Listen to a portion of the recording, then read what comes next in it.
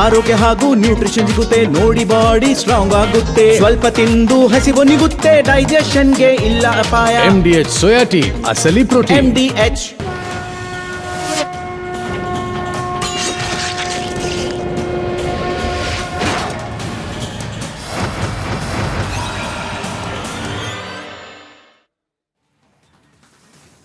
ಮಹಾಭಾರತದ ಈ ದಿನದ ಚರ್ಚೆಯಲ್ಲಿ ಬಿಡದಿ ಟೌನ್ಶಿಪ್ ವಿವಾದ ಇದೀಗ ಮಾಜಿ ಸಿಎಂ ಹಾಲಿ ಸಿಎಂ ನಡುವೆ ಲೆಟರ್ ವಾರ್ ಸ್ವರೂಪವನ್ನು ಪಡೆದುಕೊಂಡಿದೆ. ಪ್ರತಿಷ್ಠೆ ಬಿಟ್ಟು ಪರಿಹಾರಕ್ಕೆ ವೇದಿಕೆ ಆಗತ್ತಾ ಈ ಚರ್ಚೆಗೆ ಬರ್ತಾರಾ DK ಶಿವಕುಮಾರ್? ನಮಸ್ಕಾರ, ಮಹಾಭಾರತ ಚರ್ಚಾ ಕಾರ್ಯಕ್ರಮಕ್ಕೆ ಸ್ವಾಗತ. ನಾನು ಸ್ಮಿತಾ ರಂಗನಾಥ್. ಬಿಡದಿ ಟೌನ್ಶಿಪ್ ವಿಚಾರದಲ್ಲಿ ಒಂದು ಬಹಿರಂಗ ಚರ್ಚೆ ಆಗಬೇಕು ಅಂತ ಹೇಳಿ ಮಾಜಿ ಮುಖ್ಯಮಂತ್ರಿಗಳು ಕೇಂದ್ರ ಸಚಿವರು ಆಗಿರುವ ಕುಮಾರಸ್ವಾಮಿ ಅವರು ಮಾಧ್ಯಮಗಳ ಸಮ್ಮುಖದಲ್ಲಿ ಮಾತನಾಡಿದರು. ಮುಖ್ಯಮಂತ್ರಿ DK ಶಿವಕುಮಾರ್ ಅವರು ಈ ಆಹ್ವಾನವನ್ನು ಅತ್ಯಂತ ಗಂಭೀರವಾಗಿ ಪರಿಗಣಿಸಿದ್ರು. ಪತ್ರ ಬರೆದು HD ಕುಮಾರಸ್ವಾಮಿ ಅವರನ್ನ ವಿಧಾನಸೌಧಕ್ಕೆ ಆಹ್ವಾನ ಮಾಡಿದ್ರು. ಅದಕ್ಕೆ ಕುಮಾರಸ್ವಾಮಿ ಅವರು ಅಲ್ಲಿ ಇಲ್ಲಿ ಯಾಕೆ, ಎಲ್ಲಿ ಸಮಸ್ಯೆ ಇದೆ ಅಲ್ಲೇ ನಾವು ಚರ್ಚೆ ಮಾಡೋಣ ಅಂತ ಹೇಳಿ ಕರೆದ್ರು. ಇದೆಲ್ಲ ನಿಮಗೆ ಗೊತ್ತೇ ಇದೆ. ಪ್ರತಿನಿಧಿನದ ನ್ಯೂಸ್ ಅಪ್ಡೇಟ್ನಲ್ಲಿ ಇದನ್ನೆಲ್ಲ ಗಮನಿಸ್ತಲೇ ಇದ್ದೀರಿ. ಆದರೆ ಇವತ್ತಿನ ಮಹಾಭಾರತ ಚರ್ಚಾ ಕಾರ್ಯಕ್ರಮದಲ್ಲಿ ನಾವು ಕಂಡುಕೊಳ್ಬೇಕಾಗಿರುವ ಉತ್ತರ ಅಂದರೆ, ಪ್ರತಿಷ್ಠೆನೇ ಆಗೋಯ್ತಾ ಬಿಡದಿಯ ಟೌನ್ಶಿಪ್ ವಿಚಾರ? ನಾನು ಮಾಡೇ ತೀರ್ತೀನಿ ಅಂತ ಹೇಳಿ ಸರ್ಕಾರ, ನಾವು ಮಾಡೋಕೆ ಬಿಡೋದಿಲ್ಲ ಅಂತ ಹೇಳಿ ವಿರೋಧ ಪಕ್ಷಗಳು. ನಾವು ಹಿಂದೆ ಕೂಡ ಮಹಾಭಾರತದಲ್ಲಿ ಪ್ರಶ್ನೆ ಕೇಳಿದ್ವಿ, ರಾಜಕಾರಣಿಗಳ ಕೆಸರೆರಚಾಟ ಅಥವಾ ಈ ಬಡಿದಾಟದ ನಡುವೆ ಬಿಡದಿಯ ಜನರ, ಬಿಡದಿಯ ರೈತರ ಹಿತ ಅನ್ನೋದು ಬಲಿಯಾಗ್ತಾ ಇದೆಯಾ ಅಂತ ಹೇಳಿ. ಹೀಗಾಗಬಾರ್ದು ಅಂತಂದ್ರೆ ಈಗೇನು ಒಬ್ರಿಗೊಬ್ರು ಪಂಥಾಹ್ವಾನ ಕೊಟ್ಕೊಳ್ತಿದಾರಲ್ಲ, ಒಳ್ಳೆ ಆಯ್ಕೆ ಇದು. ಮಾಡಿ ಚರ್ಚೆ, ಅಲ್ಲೋ ಇಲ್ಲೋ ಎಲ್ಲೋ ಒಂದ್ ಕಡೆ ಕೂತು ಜನರ ಸಮಸ್ಯೆಯ ಬಗ್ಗೆ ವಿರೋಧ ಪಕ್ಷ ತನ್ನ ಅಭಿಪ್ರಾಯ ಮಂಡಿಸ್ಲಿ, ಸರ್ಕಾರ ಅದನ್ನ ಆಲಿಸಿ ಪರಿಹಾರ ಸೂತ್ರವನ್ನ ಕಂಡುಕೊಳ್ಳಿ, ಸಮಸ್ಯೆ ಪರಿಹಾರ ಆ ಮೂಲಕನಾದ್ರೂ ಆಗ್ಲಿ. ಆದ್ರೆ ಚರ್ಚೆಗೆ ಆಹ್ವಾನ ಏನೋ ಕೊಟ್ಟಿದ್ದಾರೆ, ಆದ್ರೆ ನಿಜವಾಗ್ಲೂ ಚರ್ಚೆ ನಡೆಯುತ್ತಾ, ನಡೆದ್ರೆ ಪರಿಹಾರ ಸಿಗುತ್ತಾ? ಈ ಪ್ರಶ್ನೆಗೆ ಉತ್ತರ ಕಂಡುಕೊಳ್ಳೋ ಪ್ರಯತ್ನವನ್ನ ಇವತ್ತಿನ ಮಹಾಭಾರತದಲ್ಲಿ ಮಾಡೋಣ. ಚರ್ಚೆ ಪ್ರಾರಂಭಕ್ಕೂ ಮುಂಚೆ ಈ ಬಗ್ಗೆ ಒಂದು ವರದಿ ನಿಮ್ಮ ಮುಂದೆ.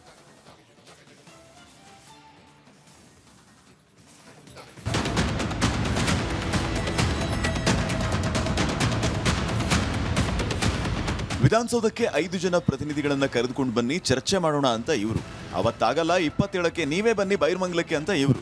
ಬಿಡದಿ ಟೌನ್ಶಿಪ್ ವಿಚಾರಕ್ಕೆ ಹಾಲಿ ಸಿಎಂ DK ಮತ್ತು ಮಾಜಿ ಸಿಎಂ HDK ನಡುವೆ ನಡೀತಾ ಇರೋ ಪಂಥಾಹ್ವಾನ ಪಾಲಿಟಿಕ್ಸ್ ನ ಸ್ಯಾಂಪಲ್ ಇದು. ಕರೆದಿರ್ತಕ್ಕಂಥದ್ದೇ ಅದರಲ್ಲಿ ಒಂದು ರೀತಿ ಕರೆದಾಗೂ ಇರಬೇಕು, ಅದು ಆಗದೇ ಇರ್ತಕ್ಕಂಥ ರೀತಿಯಲ್ಲೂ ಆಗಬೇಕು ಅನ್ನೋದು ಅವ್ರ ಅಭಿಪ್ರಾಯ ಇದೆ. ಇಲ್ಲಿ ಪ್ರಶ್ನೆ, ಯಾರು ಈ ಸಮಸ್ಯೆಗೆ ಒಳಗಾಗಿದ್ದಾರೆ ಅವ್ರನ್ನ ಹೊರತುಪಡಿಸಿ ನಾವು ಕೂತು ಮಾತಾಡೋದೇನಿದೆ? ಈಗ ನನ್ನ ನಡುವೆ ಅವರ ನಡುವೆ ಏನು ಯಾವುದೇ ರೀತಿಯ ಇಲ್ಲಿ ಪ್ರತಿಷ್ಠೆ ಏನಿಲ್ಲ. ನನಗೆ ಮೆಚೂರ್ಡ್ ನಾಯಕರಿಗಿರ್ತಕ್ಕಂಥ ಸಾಮಾನ್ಯ ಕನಿಷ್ಠ ಜ್ಞಾನನೂ ಕೂಡ ನಮ್ಮ ಕುಮಾರಣ್ಣ ಅವ್ರಿಗಿಲ್ಲ. ಕಾರಣ ನಾನು ಯಾತಿಗೆ ಈ ಮಾತನ್ನು ಹೇಳ್ತೀನಿ ಅಂದರೆ, ಅಲ್ಲಿ ನಾಳೆ ನಾವು ಬರ್ತೀವಿ ಅಂದ್ಕೊಳ್ಳಿ, DK ಶಿವಕುಮಾರ್ ಅವರೇ ಬರ್ತಾರೆ, ಅಲ್ಲಿ ಲಕ್ಷಾಂತರ ಜನ ಸೇರ್ತಾರೆ. ನಾಳೆ ಇವ್ರ ಕಡೆಯಿಂದನೂ ಒಂದಷ್ಟು ಜನ ಬರ್ತಾರೆ. ನಾಳೆ 2 ಕಾರ್ಯಕರ್ತರ ಮಧ್ಯೆ ಮಾರಾಮಾರಿ ನಡೆದ್ರೆ ಇದು ಏನಾಗಿದೆ ಅಂದರೆ, ಇದು ರೈತರದ್ದು ಬಿಟ್ಬಿಟ್ರು. ಈಗ ರೈತರ ಇಶ್ಯೂ ಇಲ್ಲ, ಈಗ ಅಲ್ಲಿ ರೈತರು ಹೋರಾಟ ಮಾಡ್ತಾ ಇರ್ತಕ್ಕಂಥ ದಿಕ್ಕು ಹೋಯ್ತು. ಈಗ ಪೊಲಿಟಿಕಲ್ ಇಶ್ಯೂ ತೊಗೊಂಡ್ಬಿಟ್ಟವ್ರೆ. ಪೊಲಿಟಿಕಲ್ ಇಶ್ಯೂ ಅಂದಾಗ ನ್ಯಾಚುರಲಿ ನಮ್ಮ ಪಾರ್ಟಿಯವರು ಬರ್ತಾರೆ. ಯೋಜನೆಯ ಮೂಲ 2006. ಆಗ ಸಿಎಂ ಆಗಿದ್ದವರು ಕುಮಾರಸ್ವಾಮಿ ಅವರೇ ಹುಟ್ಟು ಹಾಕಿದ ಯೋಜನೆಗೆ ಸ್ವಹಿತಕ್ಕಾಗಿ ಈಗ ವಿರೋಧ ಮಾಡ್ತಾ ಇದ್ದಾರೆ. ಇವರೇನು ರೈತಪರ ಅಲ್ಲ, ಸ್ವಾರ್ಥಪರ ಅನ್ನೋ ಆರೋಪ ಕುಮಾರಸ್ವಾಮಿ ಮೇಲೂ ಬರ್ತಾ ಇದೆ. ಮತ್ತು ಇನ್ನೊಂದು ಮಾಹಿತಿ ಹೊರಗೆ ಬಂದಿದೆಯಲ್ಲ, ಅನಿತಾ ಕುಮಾರಸ್ವಾಮಿ ಅವ್ರದ್ದು 100 ಎಕರೆ ಇದೆ ಅಂತೇಳಿ. ಗೊತ್ತಿಲ್ಲ ಅಂತಂದ್ರೆ, ನನ್ನ ಹೆಂಡ್ತಿ 100 ಎಕರೆ ತೊಗೊಂಡ್ರೆ ನನಗೆ ಅದು ಅಷ್ಟೆಲ್ಲ ಗೊತ್ತಿರಂಗಿಲ್ಲ ಅಂದರೆ ಭಾಳ ಕಷ್ಟಪ್ಪ ಇದು. ನಮ್ಮ ಮನೆಗಂತೂ ಭಾಳ ಡಿಫಿಕಲ್ಟ್ ಅದ. ಅವ್ರ ಮನೇಲಿ ಏನಿದೆ ವೈಯಕ್ತಿಕ ನಾನು ಮಾತಾಡೋಕ್ಕೆ ಹೋಗೋದಿಲ್ಲ ಏನ್ರಿ. ಬಟ್ ಇದೆಲ್ಲನೂ ಅವರಿಂದ ಪ್ರಾರಂಭ ಆಗಿದ್ದು, ಸುಮ್ಮನೆ ರಾಜಕೀಯ ಬರೆಸ್ತಾ ಇದ್ದಾರೆ. ಅದರಲ್ಲಿ JDS role is purely political with vested interest. ತಾವು ಇದ್ದಾಗ ಏನೂ ಮಾಡಲಾರ್ದೆ ಈಗ ಬಂದು ಉಪದೇಶ ಹೇಳುವಂಥ ಕೆಲಸ ಮಾಡ್ತಾರೆ, ರಾಜಕೀಯ ಮಾಡ್ತಾ ಇದ್ದಾರೆ, ಸ್ಪಷ್ಟವಾಗಿ ರಾಜಕಾರಣ ಮಾಡ್ತಾರೆ. ಒಂದ್ ಕಡೆ ಅದೇ ಭಾಗದ ಇಬ್ಬರು ನಾಯಕರ ಪ್ರತಿಷ್ಠೆ, ಮತ್ತೊಂದು ಕಡೆ ರೈತರ ಭೂಮಿ ಕಳೆದುಕೊಳ್ಳೋ ಆತಂಕ. ಇದೆಲ್ಲದರ ನಡುವೆ ಆಗಬೇಕಿದ್ದು ಸ್ವಾರ್ಥ ಪ್ರತಿಷ್ಠೆ ರಹಿತ ಮಾತುಕತೆ. ರೈತರು ವಿರೋಧ ಪಕ್ಷವನ್ನ ವಿಶ್ವಾಸಕ್ಕೆ ತೆಗೆದುಕೊಳ್ಳುವಲ್ಲಿ DK, ಸರ್ಕಾರದ ಜೊತೆ ಮಾತುಕತೆ ಮಾಡಿ ರೈತರ ಮಾತನ್ನ ಸರ್ಕಾರಕ್ಕೆ ತಲುಪಿಸುವಲ್ಲಿ HDK ಸೋಲ್ತಾ ಇರೋದಂತೂ ಸ್ಪಷ್ಟ. ನೀನ್ ಕೊಟ್ಟಂಗ್ ಮಾಡು, ನಾನು ಅತ್ತಂಗ್ ಮಾಡ್ತೀನಿ ಅನ್ನೋ ಹಾಗಿದೆ ಇಬ್ಬರೂ ನಾಯಕರ ನಡೆಯದ ಚರ್ಚೆಯ ಚರ್ಚೆ. ಆದರೆ ಬಿಡದಿ ವಿಚಾರದಲ್ಲಿ ಅಸಲಿಗೆ ಆಗ್ಬೇಕಾಗಿರೋದು ಏನು? ನಾವು ಚರ್ಚೆ ಮಾಡೋಣ ಮಹಾಭಾರತದಲ್ಲಿ.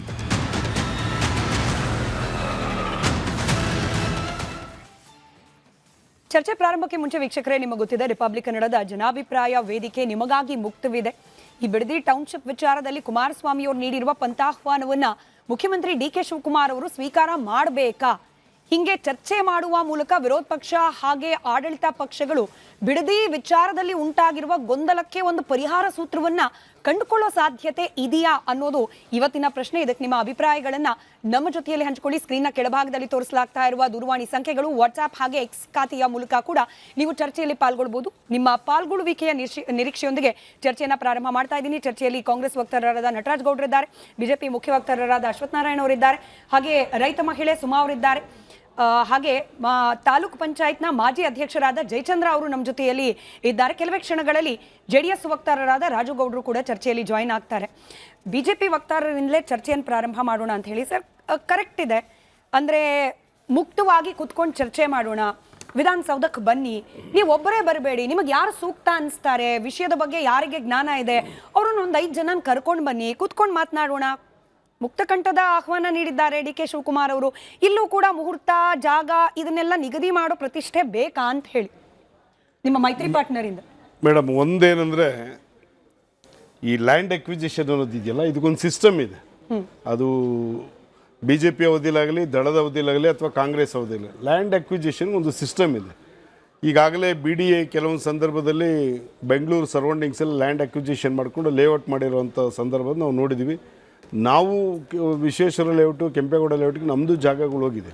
ಅಲ್ಲಿ ಒಂದು ಸಿಸ್ಟಮ್ ಏನಂದರೆ ಡಿ.ಕೆ. ಶಿವಕುಮಾರ್ ಮೊನ್ನೆ ಹೇಳಿದ್ರು, ಒಂದು ಮಾತು ಹೇಳಿದ್ರು, ರೈತರ ಕನ್ಸೆಂಟ್ ಒಪ್ಪಿಗೆ ಇಲ್ಲದೆ ನಾವೇನು ಮಾಡಿಲ್ಲ ಅಂತ.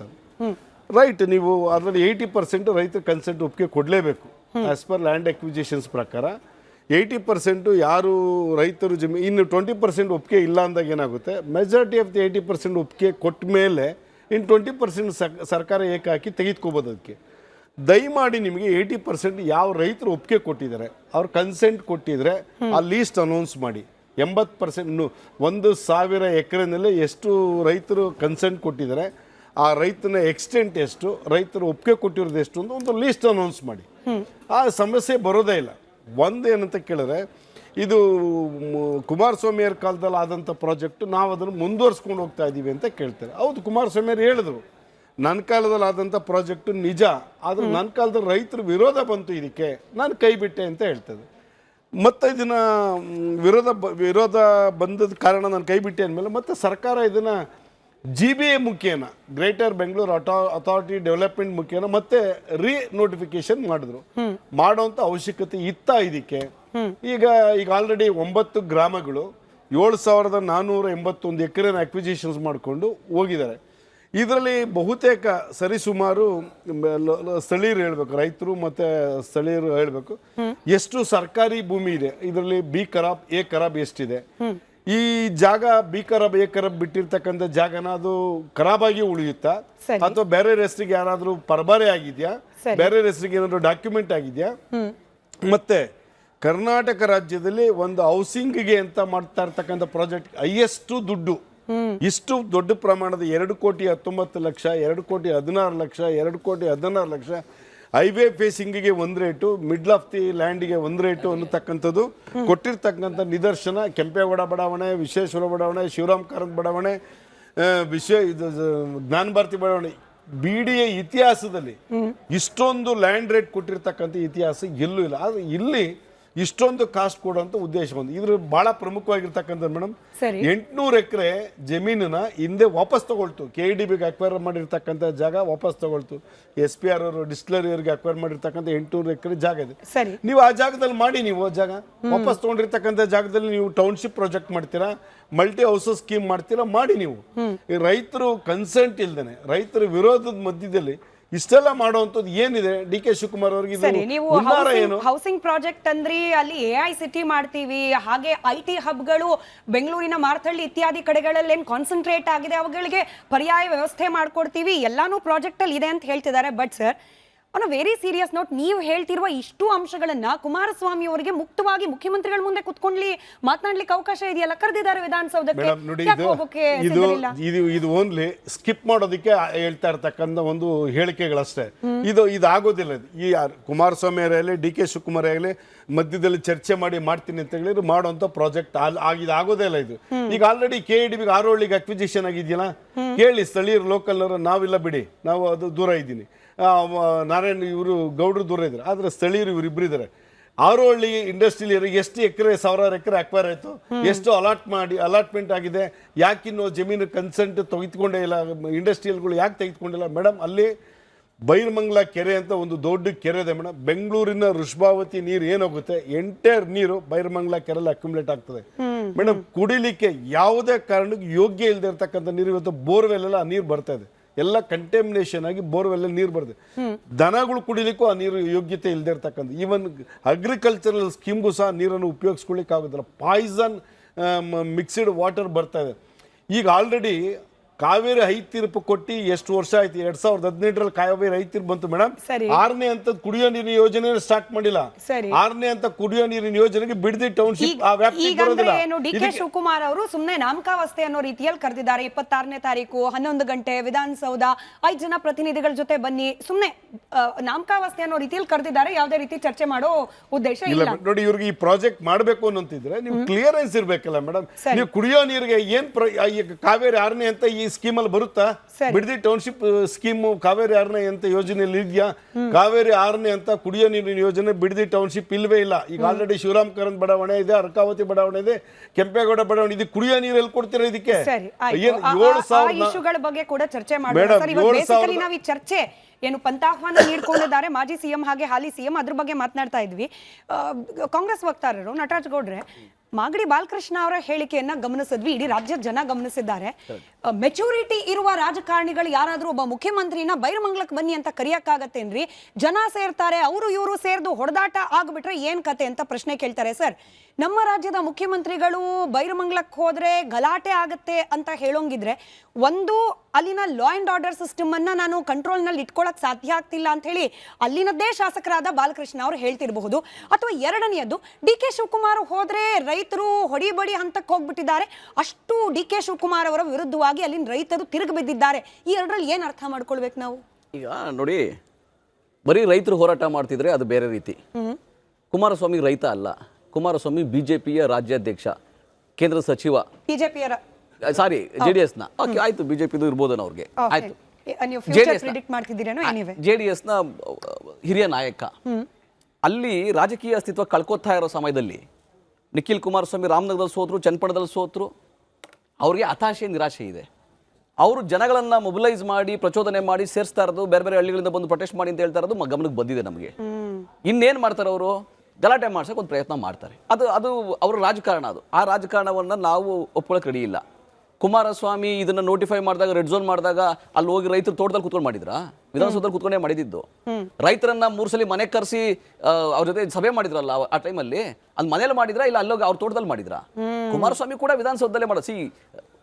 ಕುಮಾರಸ್ವಾಮಿಯವರು ಒಂದು ಮಾತುಕತೆಗೆ ಒಪ್ಕೊಂಡಿದ್ದಾರೆ.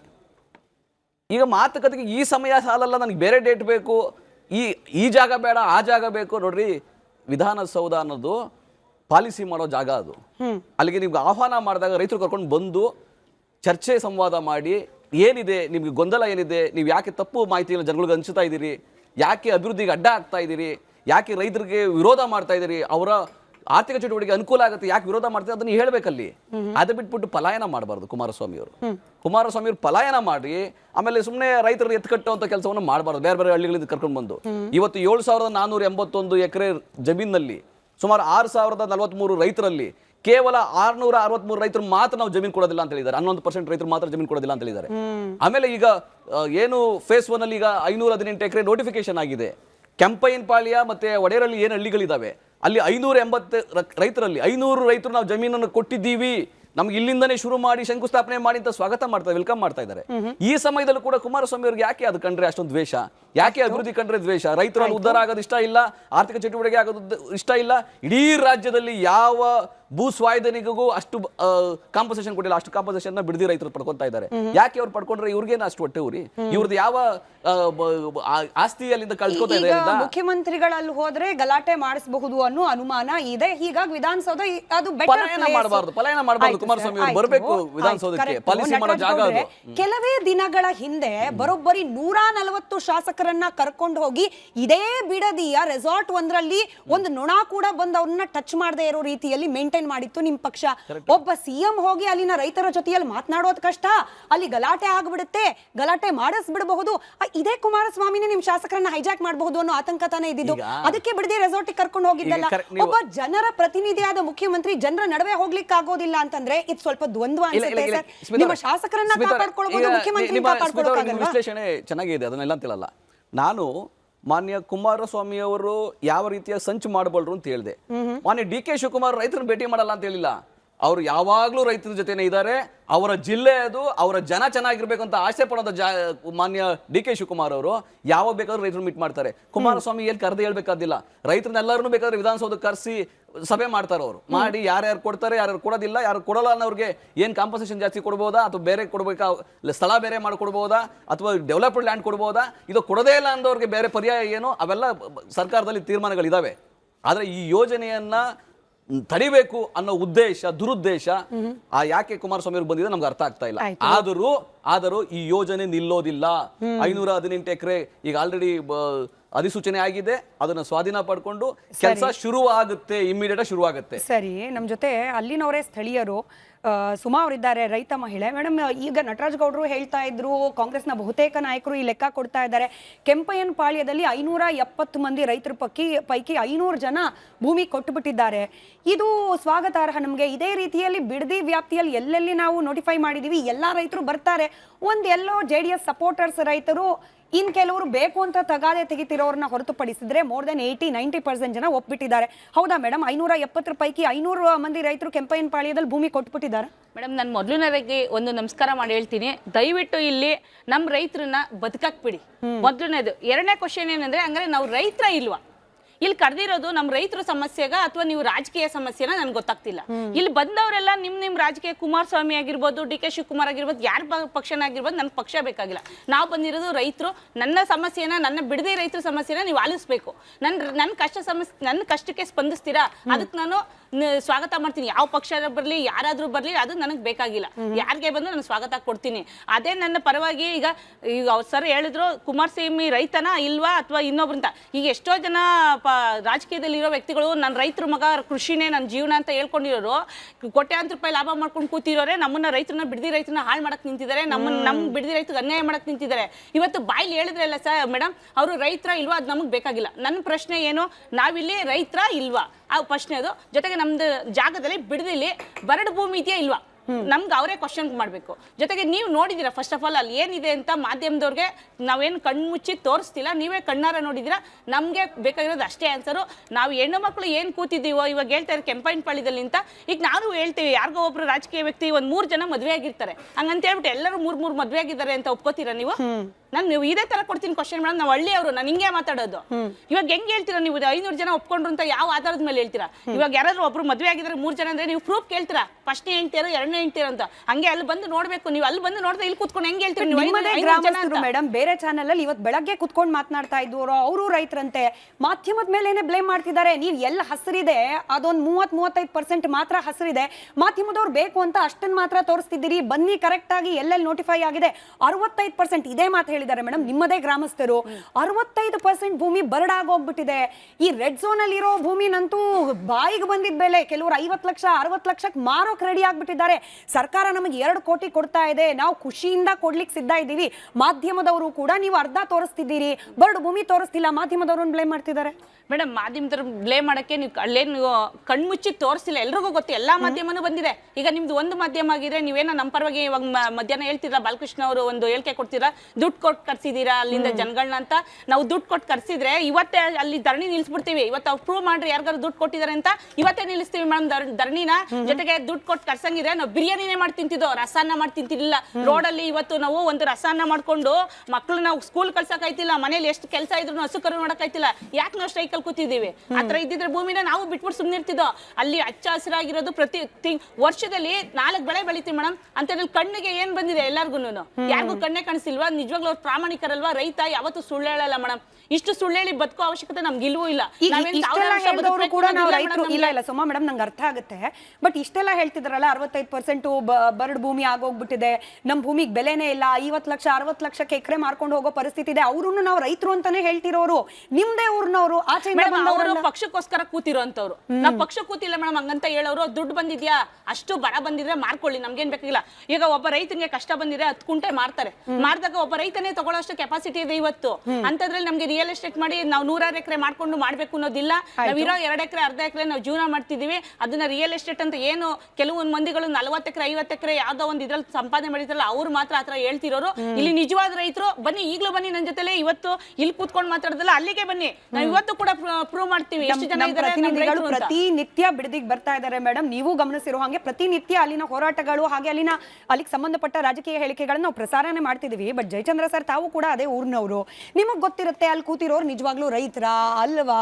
ಯಾರಾದ್ರೂ ಕುಮ್ಮಕ್ ಕೊಡ್ತಿದ್ದಾರಾ? ಯಾರು ಬಸ್ಸಲ್ಲಿ ಕರ್ಕೊಂಬಂದ್ ಬಿಡ್ತಿದ್ದಾರಾ? ಯಾರಾದ್ರೂ ದುಡ್ಡು ಕೊಟ್ಟು ಪ್ರತಿಭಟನೆ ಮಾಡಿಸ್ತಿದ್ದಾರಾ ಅಂತ ಹೇಳಿ? ನಿಜವಾಗ್ಲೂ ರೈತರಿಗೆ ಅನ್ಯಾಯ ಆಗ್ತಾ ಇದೆಯಾ ಇಲ್ವಾ? ಇದನ್ನ ಸರ್ಕಾರ ಹೆಂಗ್ ಗಮನಿಸಬೇಕು ಅಂತ ಹೇಳಿ ನೀವು ಹೇಳ್ತೀರಿ? ನೋಡಿ ಮೇಡಮ್, ಮೊನ್ನೆ ತಾನೇ ನಿಖಿಲ್ ಕುಮಾರಸ್ವಾಮಿ ಅವರು ಪ್ರವಾಸ ಕೈಗೊಂಡ್ರು. ಅಲ್ಲಿ ಎಷ್ಟು ಬಸ್ ಬಂದ, ಎಷ್ಟು ಮೆಟೆಡೋಗಳು ಬಂದ, ನಾನು ಪ್ರತ್ಯಕ್ಷವಾಗಿ ಅಲ್ಲಿದ್ದವನು. ಅವ್ರ ಪಕ್ಷದವ್ರನ್ನ ಕರ್ಕೊಂಡ್ ಬಂದಿದ್ದಾರೆ ಸರ್. ನಾನು ಕೇಳ್ತಿರೋ ಪ್ರತಿಭಟನೆ ಕೂತಿರೋ ರೈತರು ಕೇಳಿ, ಅಲ್ಲಿ ನಿಜವಾದ ರೈತರು ಎಷ್ಟು ಜನ ಇದ್ದಾರೆ ಅಂತ ನಿಮ್ಗೆ ಗೊತ್ತಿಲ್ಲ. ನಮಗ್ ಗೊತ್ತು ಸ್ಥಳೀಯರು ಯಾರು ರೈತರು ಅಂತ ಗೊತ್ತು, ನಮಗ್ ಗೊತ್ತಿದೆ. ನಿಮ್ಗೇನ್ ಗೊತ್ತು? ಅಲ್ಲಿ ಎಷ್ಟೋ ಜನ ಬೇರೆ ನೀವು ಹೇಳಿ ಅಂತಾನೆ ಕರೆಸಿರೋದು. ಹೇಳಿ ಎಷ್ಟು ಜನ ಇದ್ದಾರೆ ರೈತರು ನಿಜವಾದವರು, ಎಷ್ಟು ಜನ ಆಚೆಯಿಂದ ಬಂದಿದ್ದಾರೆ? 100ಕ್ಕೆ ಬರೀ 20% ಅಷ್ಟೇ ಇರೋದು, ಮಿಕ್ದೆಲ್ಲ ಹೊರಗಡೆ ಬಂದಿರೋದೆ. ಅವ್ರಿಗೆ ವಾಸ್ತವಾಂಶ ಗೊತ್ತಿಲ್ಲ. ನೋಡಿ, ಈಗ ನಿನ್ನೆ ತಾನೇ ನಿಖಿಲ್ ಕುಮಾರಸ್ವಾಮಿ ಪಾದಯಾತ್ರೆ ಬಂದ ಸಮಯದಲ್ಲಿ ಯಾವುದೋ ಚಾನೆಲ್ ನೋಡಿದೆ, ಒಬ್ಬ JDS ವಕ್ತಾರರು ಮಾತಾಡ್ತಿರು. ಅಲ್ಲಿ ಯಾರು ವಿರೋಧ ಮಾಡಲಿಲ್ಲ ಒಬ್ರು ಅಂತ ಹೇಳ್ತಾ ಇದ್ರು. ಪ್ರಥಮವಾಗಿ ಅಂಚಿಪುರದಕ್ಕೆ ಪ್ರಾರಂಭ ಮಾಡಿದ್ರು ಅವರು. ಅಂಚಿಪುರ ಕಾಲದಲ್ಲೇ ಪ್ರತಿರೋಧ ಮಾಡಿದ್ರು. ಅಲ್ಲಿ ಸುಮಾರು 90% ಜನ ಎಲ್ಲ ಒಪ್ಪಿಗೆ ಕೊಟ್ಟಿದ್ದಾರೆ ಆ ಗ್ರಾಮದಲ್ಲಿ. ಅದರಲ್ಲೂ ಹೆಚ್ಚಿಗೆ ದಲಿತ ಸಮುದಾಯದವರು ಅಲ್ಲಿ ರೈತರು ಇರೋದವರು. ಅಲ್ಲಿ ದಲಿತ ಸಮುದಾಯದ ರೈತರದ ಜಮೀನು ಯಾರು ಕೊಂಡ್ಕೊಂತಾರೆ? ಅಲ್ಲೇ ಸುಮಾರು 40 ಲಕ್ಷ 50ಕ್ಕೆ ಕ್ರಯ ಮಾಡ್ಕೊಂಡಾರೆ ಆ ಗ್ರಾಮದಲ್ಲೆಲ್ಲ ರಿಯಲ್ ಎಸ್ಟೇಟ್ ಮಾಡೋಕ್ಕೋಸ್ಕರ. ಅಂಥ ವ್ಯಕ್ತಿಗಳೇ ಪ್ರತಿಭಟನೆಗಳಿದ್ದಾರೆ. ಇಂಥ ಸನ್ನಿವೇಶ ಇದೆ. ಅದರಿಂದ ದಲಿತ ಸಮುದಾಯದವರು ಏನಾಗಬೇಕು? ಕೇಳಿ ಕೇಳಿ, ಎಲ್ಲರಿಗೂ ಇಲ್ಲ.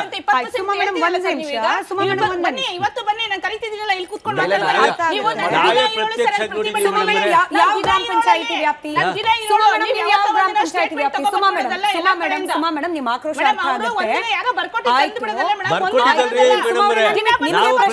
ಅದೇ ಪಂಚಾಯತಿ ಪ್ರತಿನಿತ್ಯ ನೋಡ್ತಿರಲ್ಲ, ಪ್ರತಿನಿತ್ಯ ದಾರಿ ನೋಡ್ತೀವಿ ಎಷ್ಟು ಜನ ಇದ್ದಾರೆ, ಯಾರು ಯಾವ್ದು ಕಂಚುಕಾರ್ನಲ್ಲಿನೇ. ಇವಾಗ ಇವ್ರು ಅದೇ ಗ್ರಾಮದವರು, ಅದೇ ಗ್ರಾಮದಲ್ಲಿ ಇವ್ರ ಭೂಮಿ ಇದೆ, ಇವ್ರು ಕೃಷಿ ಮಾಡ್ತಿದ್ದಾರೆ. ಸುಮಾರು ರೀತಿಯಲ್ಲಿ ಇನ್ನೊಂದು 10 ಜನಕ್ಕೆ ಇಷ್ಟ ಇಲ್ಲ ಸರ್, ಭೂಮಿ ಕೊಡಕ್ ಇಷ್ಟ ಇಲ್ಲ, ವ್ಯವಸಾಯ ಬಿಡೋಕ್ ಇಷ್ಟ ಇಲ್ಲ, ರಾಜಕೀಯ ಬೇಡ ಅಂತಾರೆ. ಅಂತದಕ್ಕೆ ನೀವು ಗ್ರಾಮ ಪಂಚಾಯತಿ ಅಧ್ಯಕ್ಷರಾಗಿದ್ದವರು ಸರ್, ನೀವು ಇಂಥ ಜನರ ಪರವಾಗಿಯೂ ಕೂಡ ಮಾತನಾಡ್ಬೇಕಾಗತ್ತೆ. ಹೌದು ಮೇಡಮ್, ಈಗ ವಿರೋಧ ಇಲ್ಲ ಅಂತ ನಾವ್ ಹೇಳೋದಿಲ್ಲ. ಈಗ 100ರಲ್ಲಿ 20 ಭಾಗ ವಿರೋಧ ಇದೆ. ಈಗಾಗಲೇ ಈಗ GDP ಕಚೇರಿಯಲ್ಲಿ ಈಗಾಗಲೇ ನಮಗೆ ಒಪ್ಪಿಗೆ ಇದೆ ಅಂತ ಅರ್ಜಿಗಳು ಕೊಟ್ಟಿದ್ದಾರೆ ರೈತರುಗಳು. ಒಪ್ಪಿಗೆ ಇಲ್ಲ ಅಂತಾನು ಕೊಟ್ಟಿದ್ದಾರೆ. ಪರ್ಸೆಂಟೇಜ್ ನೋಡ್ಬೇಕು ನೀವು, ಅರ್ಜಿ ಕೇಳ್ಬೋದು. ಜೊತೆಗೆ ಈಗ ಇನ್ನೊಂದು ಮುಖ್ಯವಾಗಿ ಹೇಳೋದಂದ್ರೆ, ನಿಖಿಲ್ ಕುಮಾರಸ್ವಾಮಿ ಅವ್ರ ಜಮೀನು ಇದೆ. ಅವ್ರ ಹಿಂದೆ ಏನ್ ಹೇಳಿದ್ರು ಅಂದ್ರೆ, ನನ್ನ ಜಮೀನು ಇದ್ರೆ ಇದು ರೈತರ ಬಗ್ಗೆ, ಅವರು ರೈತರೇನೆ, ಜಮೀನ್ದಾರ ಬಗ್ಗೆ ಮಾತಾಡೋದು. ಅವರೇ ಫ್ರೀಯಾಗಿ ಉಚಿತವಾಗಿ ಕೊಟ್ಬಿಡ್ತೀನಿ ಅಂದ್ರು ಒಂದ್ಸಲಿ. ಈಗ ಮೊನ್ನೆ ಏನ್ ಹೇಳ್ತಾರೆ, ನಾನು ಶಾಲೆ ಮಾಡ್ತೀನಿ, ಅಭಿವೃದ್ಧಿ ಮಾಡಿಸ್ತೀನಿ, ಹಾಸ್ಪಿಟಲ್ ಖರ್ಚು ಮಾಡ್ತೀವಿ ಅಂತ ಹೇಳ್ತಾರೆ. ಇದು ನಿಜವಾಗಿದ್ರೆ ಈಗ ಬಾಲಕೃಷ್ಣ ಬಗ್ಗೆ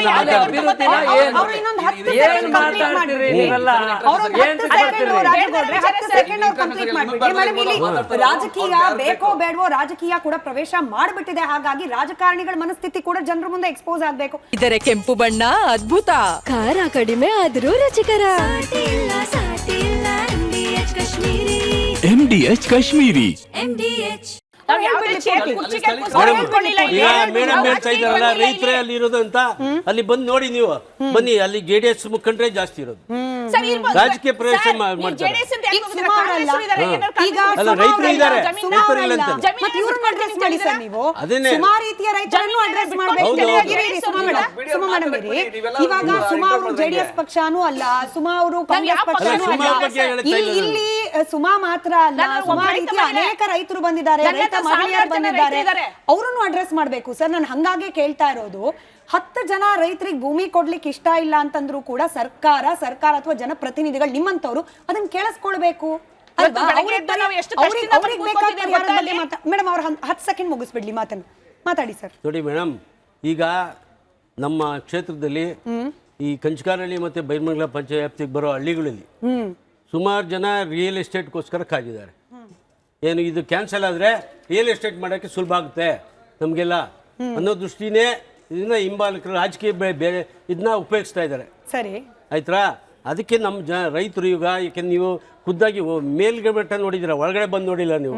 ಆ ನೀರು, ಆ ಕೊಳಚೆ ನೀರು ಕೈಗೆಲ್ಲ ಕಜ್ಜಿ ಹಚ್ಚಿರೋದು, ಆ ನೀರಿನ ವಾತಾವರಣಕ್ಕೆ ಅದೆಲ್ಲ ಇರಿ, correct ಅಲ್ಲ, ಹೇಳ್ತಿದ್ದಾರೆ, correct ಅದೆಲ್ಲ ಹೇಳ್ತಿದ್ದಾರೆ, ಹಾ. ಅದೆಲ್ಲ ಪ್ರತ್ಯಕ್ಷ ನೋಡಿದ್ರೆ ಗೊತ್ತಾಯ್ತದೆ ಅಲ್ವಾ ಸರ್? ಹಾ. ಕಜ್ಜಿ ಹತ್ತುವಂತ ನೀರು ಕನಕಪುರಕ್ಕೂ ಹೋಗುತ್ತೆ, ಮುಖ್ಯಮಂತ್ರಿಗಳು ಕುಡಿತಾರೆ. ಇದನ್ನ ಅಲ್ಲಿನ ಭಾಗದ ರೈತರೇ ಹೇಳಿರೋದು ಸರ್. ಹೌದೌದು. ಆಯ್ತಾ? ಅದೇ ನೀರು, ಅದೇ ಕೊಳಚೆ ನೀರು, ಅದೇ ಮೈ ಕಜ್ಜಿ ಹತ್ತೋ ನೀರಲ್ಲೇನೆ ರೈತರು ಕೃಷಿ ಮಾಡ್ತಿದ್ದಾರೆ, ಲಕ್ಷಾಂತರ ರೂಪಾಯಿ ಆದಾಯ ತೆಗಿತಿದ್ದಾರೆ, ಹಸುಗಳನ್ನ ಸಾಕೊಂಡಿದ್ದಾರೆ. ನೋಡಿ ಮೇಡಮ್ ಅವರೇ, ಅದೆಲ್ಲ ಬಿಟ್ಟಾಕಿ ಸರ್. ರೈತರಲ್ಲಿ ಜಯಚಂದ್ರ ಸರ್, ಆದಾಯ ಅದೆಲ್ಲ ಅಂತೂ ಬಿಟ್ಟಾಕಿ. ಇಲ್ಲ. ಬಂದೆ ಸುಮಾ ಮೇಡಮ್ ಬಂದೆ, ಅದೆಲ್ಲ ಬಿಟ್ಟಾಕಿ ಜಯಚಂದ್ರ ಸರ್. ಆಯ್ತು, ಹಂಗೆ ಕಜ್ಜಿ ಹತ್ತುವಂತಹ ನೀರನ್ನ ಇಟ್ಕೊಂಡು ಟೌನ್ಶಿಪ್ ಮಾಡ್ತೀವಿ, AICT ಸರ್. ನಿಮಗೆ ಗೊತ್ತಿದೆಯೋ ಗೊತ್ತಿಲ್ವೋ ಗೊತ್ತಿಲ್ಲ, ಒಂದು ಡೇಟಾ ಸೆಂಟರ್ಗೆ ಪ್ರತಿನಿತ್ಯ ಲಕ್ಷಾಂತರ ಲೀಟರ್ ಪ್ಯೂರ್ ನೀರು ಬೇಕು ಸರ್.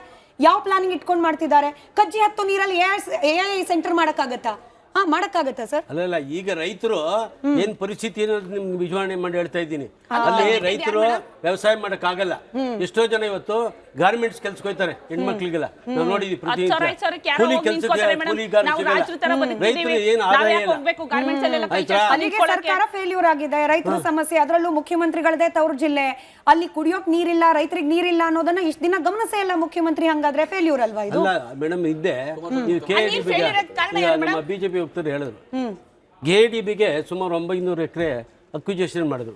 ಅವಾಗ ರೈತರು ನೀವು ಸದ್ಯ ಇಲ್ವಲ್ಲ ಅವಾಗ ಚಿಲ್ಲರೆ ಎಕರೆ ಅವ್ರದ್ದು, ನಾವು 915 ಎಕರೆ ಇತ್ತು. ನಾನೇ ಹೇಳ್ತೀನಿ ಕೇಳಿ, ನಾವು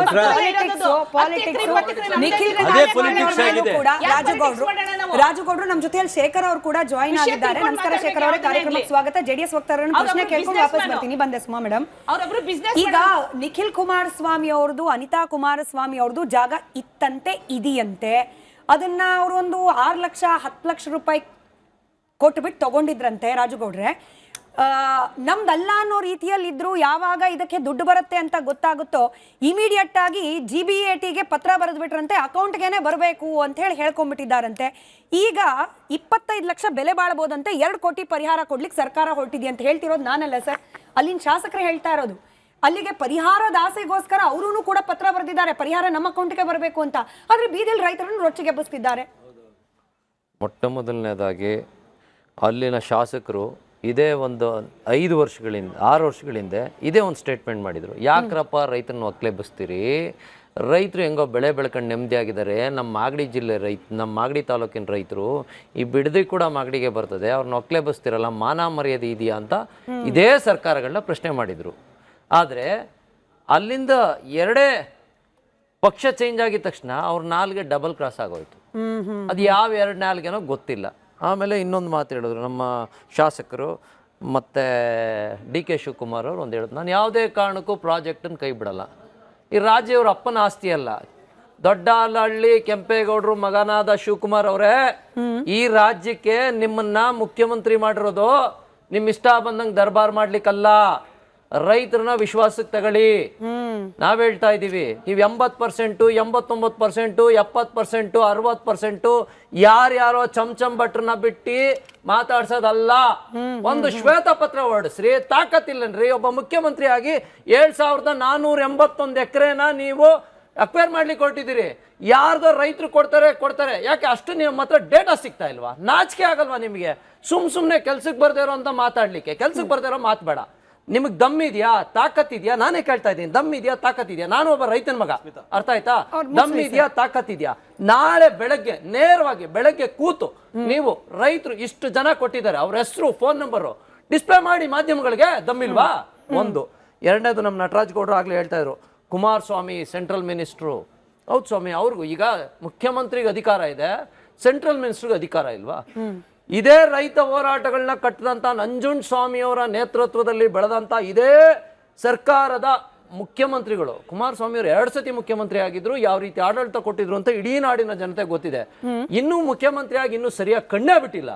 ಅವರು ರೈತರ ವಿರುದ್ಧ ಬುಲ್ಡೋಸ್ ನೀತಿಗೆ ಹೋಗ್ತಾರಲ್ಲ, ಅದನ್ನ ಜನ ಸಹಿಸ್ಕೊಳ್ಳಲ್ಲ. ಇದೇ ನಂಜುಂಡ ಸ್ವಾಮಿಯವರು ಯಾವುದೇ ಅಧಿಕಾರಿಗಳ ಜೊತೆ ಮಾತಾಡ್ಬೇಕು ಅಂದ್ರೆ ರೈತರ ಸಮ್ಮುಖದಲ್ಲಿ ಮಾತಾಡ್ತಾ ಇದ್ರು ಅಲ್ವಾ? ನಾವು ರೈತರ ಪರ ಅಂತ ಹೇಳ್ತಿರಲ್ಲ, ಬನ್ನಿ ಓಪನ್ ಡಯಾಸ್ ಅಲ್ಲಿ. ನಿಮಗೆ ಸೆಕ್ಯೂರಿಟಿ ಬೇಕಾ? ಇಡೀ ಕರ್ನಾಟಕದ ಅರ್ಧ ಪೊಲೀಸ್ ಫೋರ್ಸ್ ಅನ್ನ ನಿಲ್ಸ್ಕೊಳ್ಳಿ. ನಮ್ಗೆ ಯಾವ ಫೋರ್ಸು ಬೇಡ ಸ್ವಾಮಿ, ರೈತರ ಜೊತೆನೆ ಇರ್ತೀವಿ. ರೈತರ ಮುಂದೆ ಚರ್ಚೆ ಮಾಡಿ.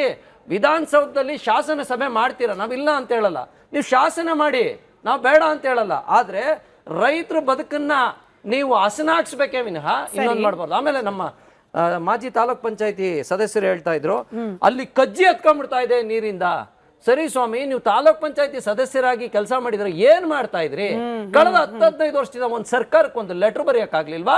ನಿಮ್ಗೆ ನೀರಿನ ಶುದ್ಧೀಕರಣದ ಬಗ್ಗೆ ಯೋಚನೆ ಮಾಡ್ಲಿಲ್ವಾ? ಕಲರ್ ಕೂಲಿಂಗ್ ಗ್ಲಾಸ್ ಹಾಕೊಂಡು ಒಳ್ಳೊಳ್ಳೆ ಬಟ್ಟೆ ಹಾಕೊಂಡು ಬಂದು ಕೂತಿದ್ದೀರಾ ಅಂದ್ರೆ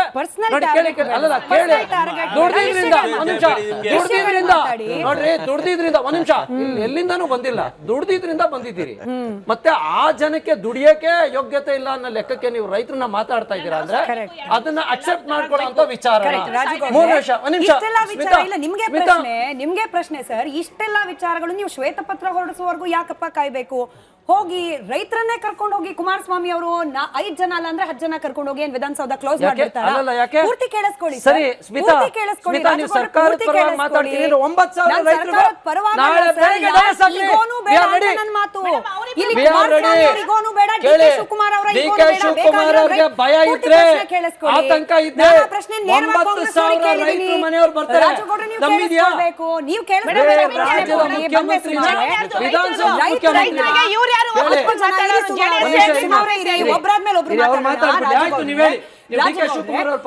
ಕುಮಾರಸ್ವಾಮಿ ಅವರು ನನಗೆ ಈ ಬ್ರ್ಯಾಂಡ್ಗಳು ಟ್ಯಾಗ್ಗಳು ಹೊಸದಲ್ಲ.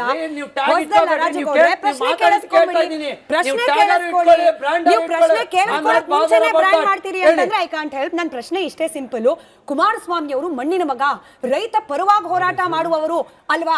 ಡಿ ಕೆ ಶಿವಕುಮಾರ್ ಅವ್ರು ಬರಲ್ಲ ಸರ್, ಹಠಾನೆ ಹಿಡಿದಿದ್ದಾರೆ. ಇಲ್ಲಿ ರೈತರ ಹಿತಾಸಕ್ತಿ ಮುಖ್ಯ ಅನ್ನೋದು ಕುಮಾರಸ್ವಾಮಿ ಅವರಿಗೆ ಗೊತ್ತಿದ ಮೇಲೆ ಕರ್ಕೊಂಡೋಗಿ 10 ಜನ 100 ಜನ ರೈತರನ್ನ ಕರ್ಕೊಂಡು ಹೋಗಿ ಕೇಳಿ ಯಾರ್ಯಾರು ಒಪ್ಪಿಗೆ ಕೊಟ್ಟಿದ್ದಾರೆ ಅಂತ ಹೇಳಿ ಪಟ್ಟಿ ಇಸ್ಕೊಂಡು ಬನ್ನಿ ಸರ್. ಆ ಹಕ್ಕು JDSಗೂ ಇದೆ, ಕುಮಾರಸ್ವಾಮಿ ಅವ್ರಿಗೂ ಇದೆ, ಆ ಮಣ್ಣಿನ ರೈತರಿಗೂ ಇದೆ. ಅವ್ರಿಗೀಗೋ ಬಿಟ್ಟು ಬಿಡೋಣ ಸರ್. ಡಿ ಕೆ ಶಿವಕುಮಾರ್ ಅವ್ರಿಗೀಗೋ, ಕುಮಾರಸ್ವಾಮಿ ಅವ್ರಿಗಿಲ್ಲ ಅಲ್ವಾ? ಈಗ ರೈತರ ಪರವಾಗಿದ್ದಾರೆ. ಹೇಳಿ, ಯಾರಪ್ಪನ ಮನೆ ಆಸ್ತಿ ಅಂತ ಈಗ ತೋರಿಸ್ತೀರಿ? ರೀ, ರೈತರ ಜಮೀನು ಕೇಳಿ. ನಾನ್ ಮಾತಾಡ್ತಾ ಇದ್ದೀನಿ, ರೈತನ ಆಸ್ತಿ ಇದು, ರೈತನ ಆಸ್ತಿ ಇದು, ಇವ್ರ ಅಪ್ಪನ ಆಸ್ತಿ ಅಲ್ಲ. ನಾನ್ ಮಾತಾಡಕ್ ಬಿಡ್ಬೇಕು, ಅವ್ರು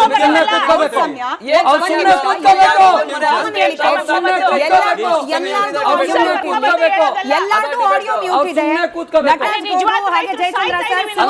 ಮೂರು ಜನಕ್ಕೆ ಒಂದು ಮನವಿ. ರೈತರ ವಿಚಾರ ಕಚ್ಚಾಟ ಬೇಡ. ರಾಜು ಗೌಡ್ರದ್ ಮಾತಾಡೋದೇ ವಿಷಯಕ್ಕೆ ಬನ್ನಿ ಸರ್. ಸರಿ ಆಯ್ತು. 7,481 ಎಕರೆ ರೈತರ ಜಮೀನನ್ನ ಪಡ್ಕೋತಾ ಇದೀರಿ. 9,600ಕ್ಕೂ ಹೆಚ್ಚು ರೈತರಿದ್ದಾರೆ. 9,600 ರೈತರಿಗೆ ನಿಮ್ಗೆ ವಿಧಾನಸೌಧದಲ್ಲಿ ಅಕಾಮಿಡೇಷನ್ ಮಾಡಕ್ ಆಗುತ್ತಾ? ಮೊದಲನೇ ಪ್ರಶ್ನೆ. ನಾನು ಜಾಸ್ತಿ ಮಾತಾಡಲ್ಲ, ಯಾಕಂದ್ರೆ ಎರಡನೇ ಪ್ರಶ್ನೆ, ನಿಮ್ಮ ಮುಖ್ಯಮಂತ್ರಿಗೆ ಈಗೋ ಇದ್ರೆ ಅವ್ರ ಮನೇಲಿ ಇಟ್ಕೊಳ್ಳಿ, ಅವ್ರ ಫ್ಯಾಮಿಲಿ ಮೇಲೆ ತೋರಿಸ್ಕೊಳ್ಳಿ, ಅವ್ರ ಕಾರ್ಯಕರ್ತರ ಮೇಲೆ ತೋರಿಸ್ಕೊಳ್ಳಿ. ನನ್ನ ರೈತನ ಮೇಲೆ ತೋರಿಸಿದ್ರೆ ನಾನು ಅಕ್ಸೆಪ್ಟ್ ಮಾಡಲ್ಲ. ಎರಡನೇದು, ನಾನೊಬ್ಬ ರೈತ. ಮೂರನೇ ವಿಚಾರ, ನಾವ್ ಹೇಳೋದಿಷ್ಟೇ, ನಿಮಗೆ ಬರಕ್ ಭಯ, ದಮ್ಮಿಲ್ಲ, ತಾಕತ್ತಿಲ್ಲ ಅನ್ನೋದಿದ್ರೆ ನಾವೇ ವಿಧಾನಸೌಧಕ್ಕೆ ಬರ್ತೀವಿ. 10,000 ಜನಕ್ಕೂ ನಾಳೆ ಬೆಳಗ್ಗೆ ಡಯಾಸ್ ಹಾಕಿ ಇಷ್ಟು ಕರ್ನಾಟಕದಲ್ಲಿರೋ ಅಷ್ಟು ಮಾಧ್ಯಮಗಳ ಮುಂದೆನೆ ಚರ್ಚೆ ಮಾಡಿ. ನೀವ್ ಹೇಳ್ತಾ ಇದೀರಾ ನಟರಾಜ್ ಗೌಡ್ರೆ ಸ್ಟೇಟ್ಮೆಂಟ್ ಮಾಡ್ತಾರೆ 89% ರೈತರು ಒಪ್ಪಿಗೆ ಕೊಟ್ಟಿದ್ದಾರೆ ಅಂತ. ಇಲ್ಲಿ ನಾನ್ ಹೇಳೋದಿಷ್ಟೇ, 2,000 ಜನ ರೈತರದ್ದು ಲಿಸ್ಟ್ ಕೊಟ್ಬಿಡ್ಲಿ, ನಾನು ಜಾಸ್ತಿ ಪ್ರಶ್ನೆ ಮಾಡಕ್ಕೆ ಹೋಗಲ್ಲ. 2,000 ಲಿಸ್ಟ್ ನಾನು ಹೇಳ್ತೀನಿ ಕೇಳ್ರಿ, ನನಗೆ ಮಾಸ್ ಆಗ್ಬೇಡ. ಒಂದ್ ನಿಮಿಷ ನಟರಾಜ್ ಗೌಡ್ರ, ನಾನು ಮುಗಿಸ್ಬಿಡ್ತೀನಿ. ಮಾಸ್ ಆಗ್ಬೇಡ. ಕಜ್ಜಿ ನೀರು, ಇನ್ನೊಂದ್ ನೀರು, ಮತ್ತೊಂದ್ ನೀರು. ಸ್ವಾಮಿ, ನೀರನ್ನ ಜನಗಳಿಗೆ ಒಳ್ಳೆ ನೀರು ಕೊಡ್ಬೇಕಾದ ಕರ್ತವ್ಯ ನಿಮ್ದು. ನೀವು ಕನಕಪುರದ ಜನತೆಗೆ ಒಂದು ಸ್ಟೇಟ್ಮೆಂಟ್ ಕೊಡ್ತೀರಿ, ಜಮೀನ್ ಮಾರ್ಕೋಬೇಡ್ರಯ್ಯ, ಇವತ್ತಲ್ಲ ನಾಳೆ ಡಬಲ್ ರೇಟ್ ಆಗತ್ತೆ ಅಂತ. ಇವ್ರು ಕೇಳ್ತಾರೆ ನಮ್ಗೆ ಡಬಲ್ ರೇಟ್ ಆಗದ್ ಬೇಡ ಸ್ವಾಮಿ, ಅನ್ನ ದುಡಿತಾ ಇದೀವಿ, 6 ಲಕ್ಷ ಲೀಟರ್ ಹಾಲನ್ನ ಬೆಂಗಳೂರು ಸರಬರಾಜು ಮಾಡ್ತಾ ಇದೀವಿ, ಶೋಕಿ ಮಾಡಕ್ ಬಂದಿಲ್ಲ, ಅರ್ಧ ಗಂಟೆ ಆಯ್ತು ಅವ್ರದ್ದೊಂದು ರಿಯಾಕ್ಷನ್ ತಗೊಂಡಿಲ್ಲ. ಶೇಖರ್ ಅವರೇ, ರೈತರ ಕಣ್ಣೀರು, ರೈತರ ಹಿಡಿಶಾಪದ ಆಧಾರದ ಮೇಲೆ ನಾವು ಟೌನ್ಶಿಪ್ ಕಟ್ತೀವಿ ಅಂತ ಹೋದ್ರೆ ನಿಜವಾಗ್ಲೂ ಆ ಟೌನ್ಶಿಪ್ ಅಸ್ತಿತ್ವಕ್ಕೆ ಬರೋ ಹಂತಕ್ಕಾದ್ರೂ ಹೋಗುತ್ತಾ? 10 ಜನ ರೈತರು ವಿರೋಧ ಮಾಡ್ತಿದ್ರು ಕೂಡ ಆ 10 ಜನ ರೈತರ ಹಿತ ಕಾಪಾಡಬೇಕಾಗಿರೋದು ಸರ್ಕಾರದ ಕರ್ತವ್ಯ ಅಲ್ವಾ ಅಂತ ಹೇಳಿ. ಹೌದು ಮೇಡಮ್, ನೀವ್ ಹೇಳ್ತಿರೋ ಮಾತು ಸತ್ಯ ಇದೆ. 10% ಏನು 10 ಜನ ಅಂತಾನೆ ಹೇಳಿದ್ರಿ, 10 ಜನ ರೈತರ ಹಿತ ಕಾಯ್ಬೇಕು. ಈಗ ಮೊದಲನೇದಾಗಿ ನಮ್ಮ JDS ವಕ್ತಾರವ್ರಿಗೆ ಒಂದು ಪ್ರಶ್ನೆ ಕೇಳ್ತೀನಿ. ಚೇಳಗಳ ಮುಖಾಂತರ ಅವರ ಹಿಂಬಾಲಕರ ಚೇಳಗಳ ಮುಖಾಂತರ ಪ್ರಶ್ನೆ ಮಾಡ್ತಿದ್ರಿ ಅಂತ ಹೇಳ್ತಾರೆ. ಆ ಮಾತನ್ನ ನೀವು ಹಿಂದಕ್ಕೆ ತಗೋಬೇಕಾಯ್ತದೆ.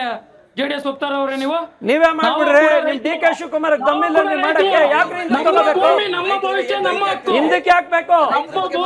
ಮಾಡಿ ನೀವ್ ಹೆಂಗ್ ಹೇಳ್ತೀರಿ ಚೇಳ್ರು ಅಂತ ನೀವು ಮತ್ತೇನ್ ಹೇಳ್ಬೇಕು? ದಾಖಲಾತಿಗಳು ರಿಲೀಸ್ ಮಾಡಕ್ ದಮ್ಮಿಲ್ವಾ? ಮುಖ್ಯಮಂತ್ರಿಗೆ ಶೇಖರ್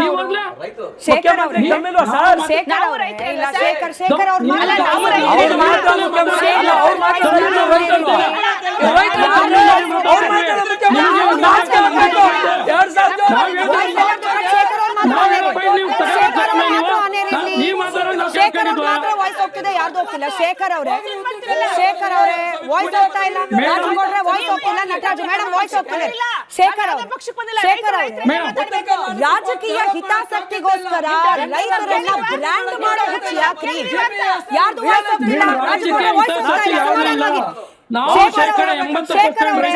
ನಿಮಗೆ ಪ್ರಶ್ನೆ ಕೇಳ್ತಾ ಇದೀನಿ, ಕೇಳಿಸ್ಕೊಳ್ಳಿ ಸರ್. ನಿಜವಾಗ್ಲೂ ಹಿತಾಸಕ್ತಿ ಇರೋರು ರೈತರನ್ನ ಬ್ರ್ಯಾಂಡ್ ಮಾಡಬಾರ್ದು. ಶೇಖರ್ ಅವರೇ, ನೀವು ಕೆಲವರನ್ನ ಸರ್ ವಾಯ್ಸ್ ಹೋಗ್ತಾ ಇಲ್ಲ, ರಾಜಗೌಡ್ರೆ ವಾಯ್ಸ್ ಹೋಗ್ತಾ ಇಲ್ಲ, ಕಿರ್ಚಬೇಡಿ.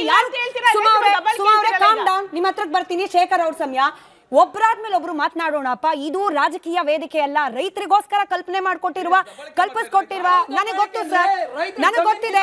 ನಾನು ಅವ್ರ ವಾಯ್ಸ್ ಮಾತ್ರ ಬಿಟ್ಟಿದ್ದೀನಿ. ಶೇಖರ್ ಅವರು ಇವಾಗ ಬೇರೆ ಯಾರೇ ಕಿರ್ಚಿದ್ರು, ರಾಜುಗೌಡ್ರು, ಸುಮಾ ಅವರು, ನಟರಾಜ್ ಗೌಡ್ರು, 3 ಜನ ವಾಯ್ಸ್ ಹೋಗ್ತಾ ಇಲ್ಲ. ಯಾರೇ ಮಾತನಾಡಿದ್ರು ಕೂಡ ನೀವು ಯಾರು ಜಾಸ್ತಿ ಮಾತನಾಡ್ತೀರಿ, ರೈತರು ವಿರುದ್ಧವಾಗಿದ್ದೀರಿ ಅಂತ ಆಗತ್ತೆ. ಶೇಖರ್ ಅವರೇ, ರೈತರು ಕೆಲವರನ್ನ JDS ಗುಂಡಾಗಳು, ಕೆಲವರನ್ನ ಕಾಂಗ್ರೆಸ್ನ ಚೇಲಾಗಳು, ಯಾಕೆ ಈ ಪದಗಳ ಬಳಕೆ ಮಾಡ್ಕೊಳ್ಬೇಕು? ನೀವು ಒಬ್ರು ರೈತರು ಸರ್, ನಿಮಗೆ ಪಕ್ಷ ಯಾವುದೇ ಫೇವರ್ ಇರಬಹುದು, ನೀವು ಅನ್ನ ಬೆಳೀತಾ ಇರುವವರು, ನೀವು ಅನ್ನದಾತರ ಪರವಾಗಿ ನಿಲ್ಬೇಕಾಗಿರುವವರು ಅಲ್ವಾ? ಇವ್ರು ಯಾರು ಹೇಳಿದ್ರು ಅಂತ ಹೇಳಿ ನೀವು ರೈತರು ಯಾಕೆ ಒಡಕು ಮಾಡ್ಕೊಳ್ತಿದ್ದೀರಿ ಅಂತ ಹೇಳಿ. MDS ದಮ್ ಹಾಲು, ನಾಲ್ ತಡ್ಕ ಮತ್ತು ಮಶ್ರೂಮ್ ಮಸಾಲೆ. MDS ನಿಂದ ಊಟ ಪ್ರತಿ ಸಲ ಸ್ವಾದಿಷ್ಟಕರ. MDH ಯಾವಾಗ್ಲೂ ನಿಮ್ಗೆ ಹೊಸ ರುಚಿ ನೀಡಲು ಪ್ರತಿಬದ್ಧವಾಗಿದೆ. ಆಯ್ತು ಮೇಡಮ್, ಈಗ ನೀವು ಕೇಳ್ತಿರೋ ಪ್ರಶ್ನೆ ಎಲ್ಲ ಸರಿ ಇದೆ. ನಾವು 80% ರೈತರು ಒಪ್ಪಿಗೆ ಕೊಟ್ಟಿದೀವಲ್ಲ, ನಮ್ಮ ಪಾಡೇನು 2006ರಿಂದ 2020ವರೆಗೆ ರೆಡ್ ಝೋನ್ ನಲ್ಲಿ ಮುಕ್ಸ್ಲಿ 80% ಎಲ್ಲಿದೆ? ಮುಕ್ಸ್ಲಿ ಅವರು ನಿಮ್ಮ ಮಾತಿಗೆ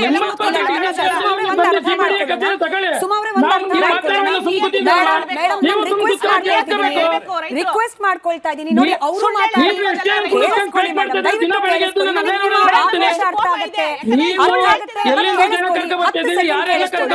ಇಬ್ರು ಒಟ್ಟಿಗೆ ಮಾತನಾಡಿದ್ರೆ ನಿಮ್ಮ ವಾಯ್ಸ್ ಹೋಗಲ್ಲ, ಅವ್ರ ವಾಯ್ಸ್ ಹೋಗಲ್ಲ. ಸುಮ್ಮನೆ ಕಿಚ್ಚಾಟ ಡಿಬೇಟ್ ಮಾಡೋದ್ರಲ್ಲಿ ಅರ್ಥ ಇಲ್ಲ. ಮತ್ತೊಂದ್ ಸತಿ ನಾನು ರಿಕ್ವೆಸ್ಟ್ ಮಾಡ್ಕೊಳ್ತಿದ್ದೀನಿ. ಶೇಖರ್ ಸರ್ 5 ಸೆಕೆಂಡ್ ಬಂದೇ ಇರಿ. ನೀವಿಬ್ರು ಒಟ್ಟೊಟ್ಟಿಗೆ ಮಾತನಾಡಿದ್ರೆ ನಮಗ್ ಬೇಕಾಗಿರೋದು ಸಮಸ್ಯೆಗೆ ಪರಿಹಾರ. ಜಗಳ ಹಚ್ಲಿಕ್ಕೆ ನಾವಿಲ್ಲಿ ಕಳ್ಸಿಲ್ಲ, ಒಬ್ರ ಮೇಲೆ ಒಬ್ರು ಕಿರ್ಚಾಡ್ಕೊಳ್ಳಿ ಅನ್ನೋ ಕಾರಣ ಕಳ್ಸಿಲ್ಲ. ಶೇಖರ್ ಸರ್ 5 ಸೆಕೆಂಡ್ ಕೇಳಿಸ್ಕೊಂಡ್ಬಿಡಿ ಅಲ್ಲ, 5 ಸೆಕೆಂಡ್ ಕೇಳಿಸ್ಕೊಳ್ಳಿ. ಸುಮಾರು 30 ಸೆಕೆಂಡ್ ಶೇಖರ್ ಅವ್ರು ಮಾತನಾಡ್ಲಿ. ಅವ್ರು ಮಾತಾಡೋದ್ರಲ್ಲಿ ಏನ್ ತಪ್ಪಿದೆ ಅವ್ರ ಮಾತು ಮುಗಿಸಿದ್ಮೇಲೆ ನೀವು ಕೌಂಟರ್ ಮಾಡಿ. ನಿಮಗೆ ಪೂರ್ತಿ ಸಮಯ ಅವಕಾಶ ಕೊಡ್ತೀನಿ. ಶೇಖರ್ ಅವರೇ ಮುಂದುವರಿಸಿ. ಮೇಡಮ್, ನಾವು ಅಭಿವೃದ್ಧಿ ದೃಷ್ಟಿಯಿಂದ 80% ನಾವು ಹೇಳ್ತಿದ್ವಿ, ಅವ್ರ ಎಷ್ಟಾರು % ಅನ್ಕೊಳ್ಳಿ, ನಾವು ಭೂಮಿ ಕೂಡ ಒಪ್ಪಿಗೆ. ನಮ್ಮ ಜಮೀನನ್ನು ಕೇವಲ 40ರಿಂದ 50 ಲಕ್ಷಗಳಿಗೆ ಕಷ್ಟಕ್ಕೆ ಬಂದಾಗ ನಮ್ಮ ರೈತರು ಮಾರ್ಕತ್ತೆ ಇದ್ರು. ಅದನ್ನೆಲ್ಲ ಸರ್ಕಾರ ಮನಗಂಡು 2006ರಿಂದ 2026ವರೆಗೂ ರೆಡ್ ಝೋನ್ ನಲ್ಲಿ ನಾವು ವನವಾಸ ಪಟ್ಟಿದೀವಿ. ಈ ರೆಡ್ ಝೋನ್ ನ ತೆಗಿಬೇಕಾದದ್ದು ಸರ್ಕಾರಗಳ ಕರ್ತವ್ಯ ಆಗಿತ್ತು. ಆದರೆ ಈ ರೆಡ್ ಝೋನ್ ತೆಗಿಯಕ್ಕಾಗಲ್ಲ ಅನ್ಬಿಟ್ಟು ಈ ಯೋಜನೆಯನ್ನ ನೆನಗುದಿಗೆ ತಂದಿದ್ರು. ಈಗ ಕಾಂಗ್ರೆಸ್ ಸರ್ಕಾರ, ನಮ್ಗೆ ಯಾವುದೇ ಸರ್ಕಾರ ಇರಲಿ, ತಾರ್ಕಿಕ ಅಂತ್ಯ ಕೊಟ್ಟು ಯೋಜನೆಯ ಪರವಾಗಿ ರೈತರಿಗೆ 2 ಕೋಟಿಯಿಂದ 2.5 ಕೋಟಿವರೆಗೂ ಮತ್ತು ಮರಾಮಾಲ್ಕಿಗಳಿಗೆ ಒಂದು ಒಳ್ಳೆಯ ರೀತಿಯ ದರವನ್ನು ನಿಗದಿ ಮಾಡಿದ್ದಾರೆ. ಅದಲ್ಲದೆ ಯೋಜನೆಗೆ ನಮ್ಮನ್ನು ಪಾಲುದಾರನಾಗಿ ಮಾಡಿಕೊಂಡಿದ್ದಾರೆ. ನಿವೇಶನ ಕೊಡಲು ನಮಗೆ ಪಾಲುದಾರನಾಗಿ ಮಾಡಿಕೊಂಡಿದ್ದಾರೆ. ವಸತಿ ನಿವೇಶನವನ್ನು 50% ಕೊಡ್ತಾ ಇದ್ದಾರೆ. ಕಮರ್ಷಿಯಲ್ ನಿವೇಶನವನ್ನು 45% ಕೊಡ್ತಿದ್ದಾರೆ. ಈ ಯೋಜನೆ ನಮಗೆ ರೈತರಿಗೆ ಅನುಕೂಲವಾಗಿದೆ. ಈ ಎಲ್ಲ ಉದ್ದೇಶದಿಂದ ಮತ್ತು ವೃಷಭಾವತಿ ಕೆರೆಯ ಹಿಂಸೆ, ಆ ಸೊಳ್ಳೆ ಕಟ್ಟ, ಮೇಡಮ್ ದಯವಿಟ್ಟು ನೀವು ಸಂಜೆ ಹೊತ್ತು ನೀವು ಬರಬೇಕು. ನೀವು ಏನ್ ಬೆಳಗ್ಗೆ ಬಂದು ಹೋಯ್ತಾ ಇದ್ರಿ, ದಯವಿಟ್ಟು ಒಂದು 6 ಗಂಟೆ 7 ಗಂಟೆ ಆದ್ಮೇಲೆ ಬರಬೇಕು. ಈ ಕೊಳಚೆ ನೀರಿನ ಇದೆಯಲ್ಲ ಸರ್, ಈ ಹೇಳಿಕೆ ಶೇಖರ್ ಅವರೇ, ಇದೊಂದು ಹೇಳಿಕೆಗೆ ನಂದು ಒಬ್ಜೆಕ್ಷನ್ ಇದೆ. ನೀವು ನೋಡಿದಿರೋ ಇಲ್ಲೋ ಗೊತ್ತಿಲ್ಲ, ನಮ್ಮ ಪ್ರತಿನಿಧಿಗಳು ಪ್ರತಿನಿತ್ಯ ಬೆಳಗ್ಗೆಯಿಂದ ರಾತ್ರಿವರೆಗೂ ರಾತ್ರಿ ಪಾಳ್ಯದವರು ಕೂಡ ಬಂದು ಬಿಡದಿಯಲ್ಲಿ ಎಲ್ಲಾ ದಿನ ಎಲ್ಲಾ ಸಮಯದಲ್ಲೂ ಇರ್ತಿದ್ದಾರೆ.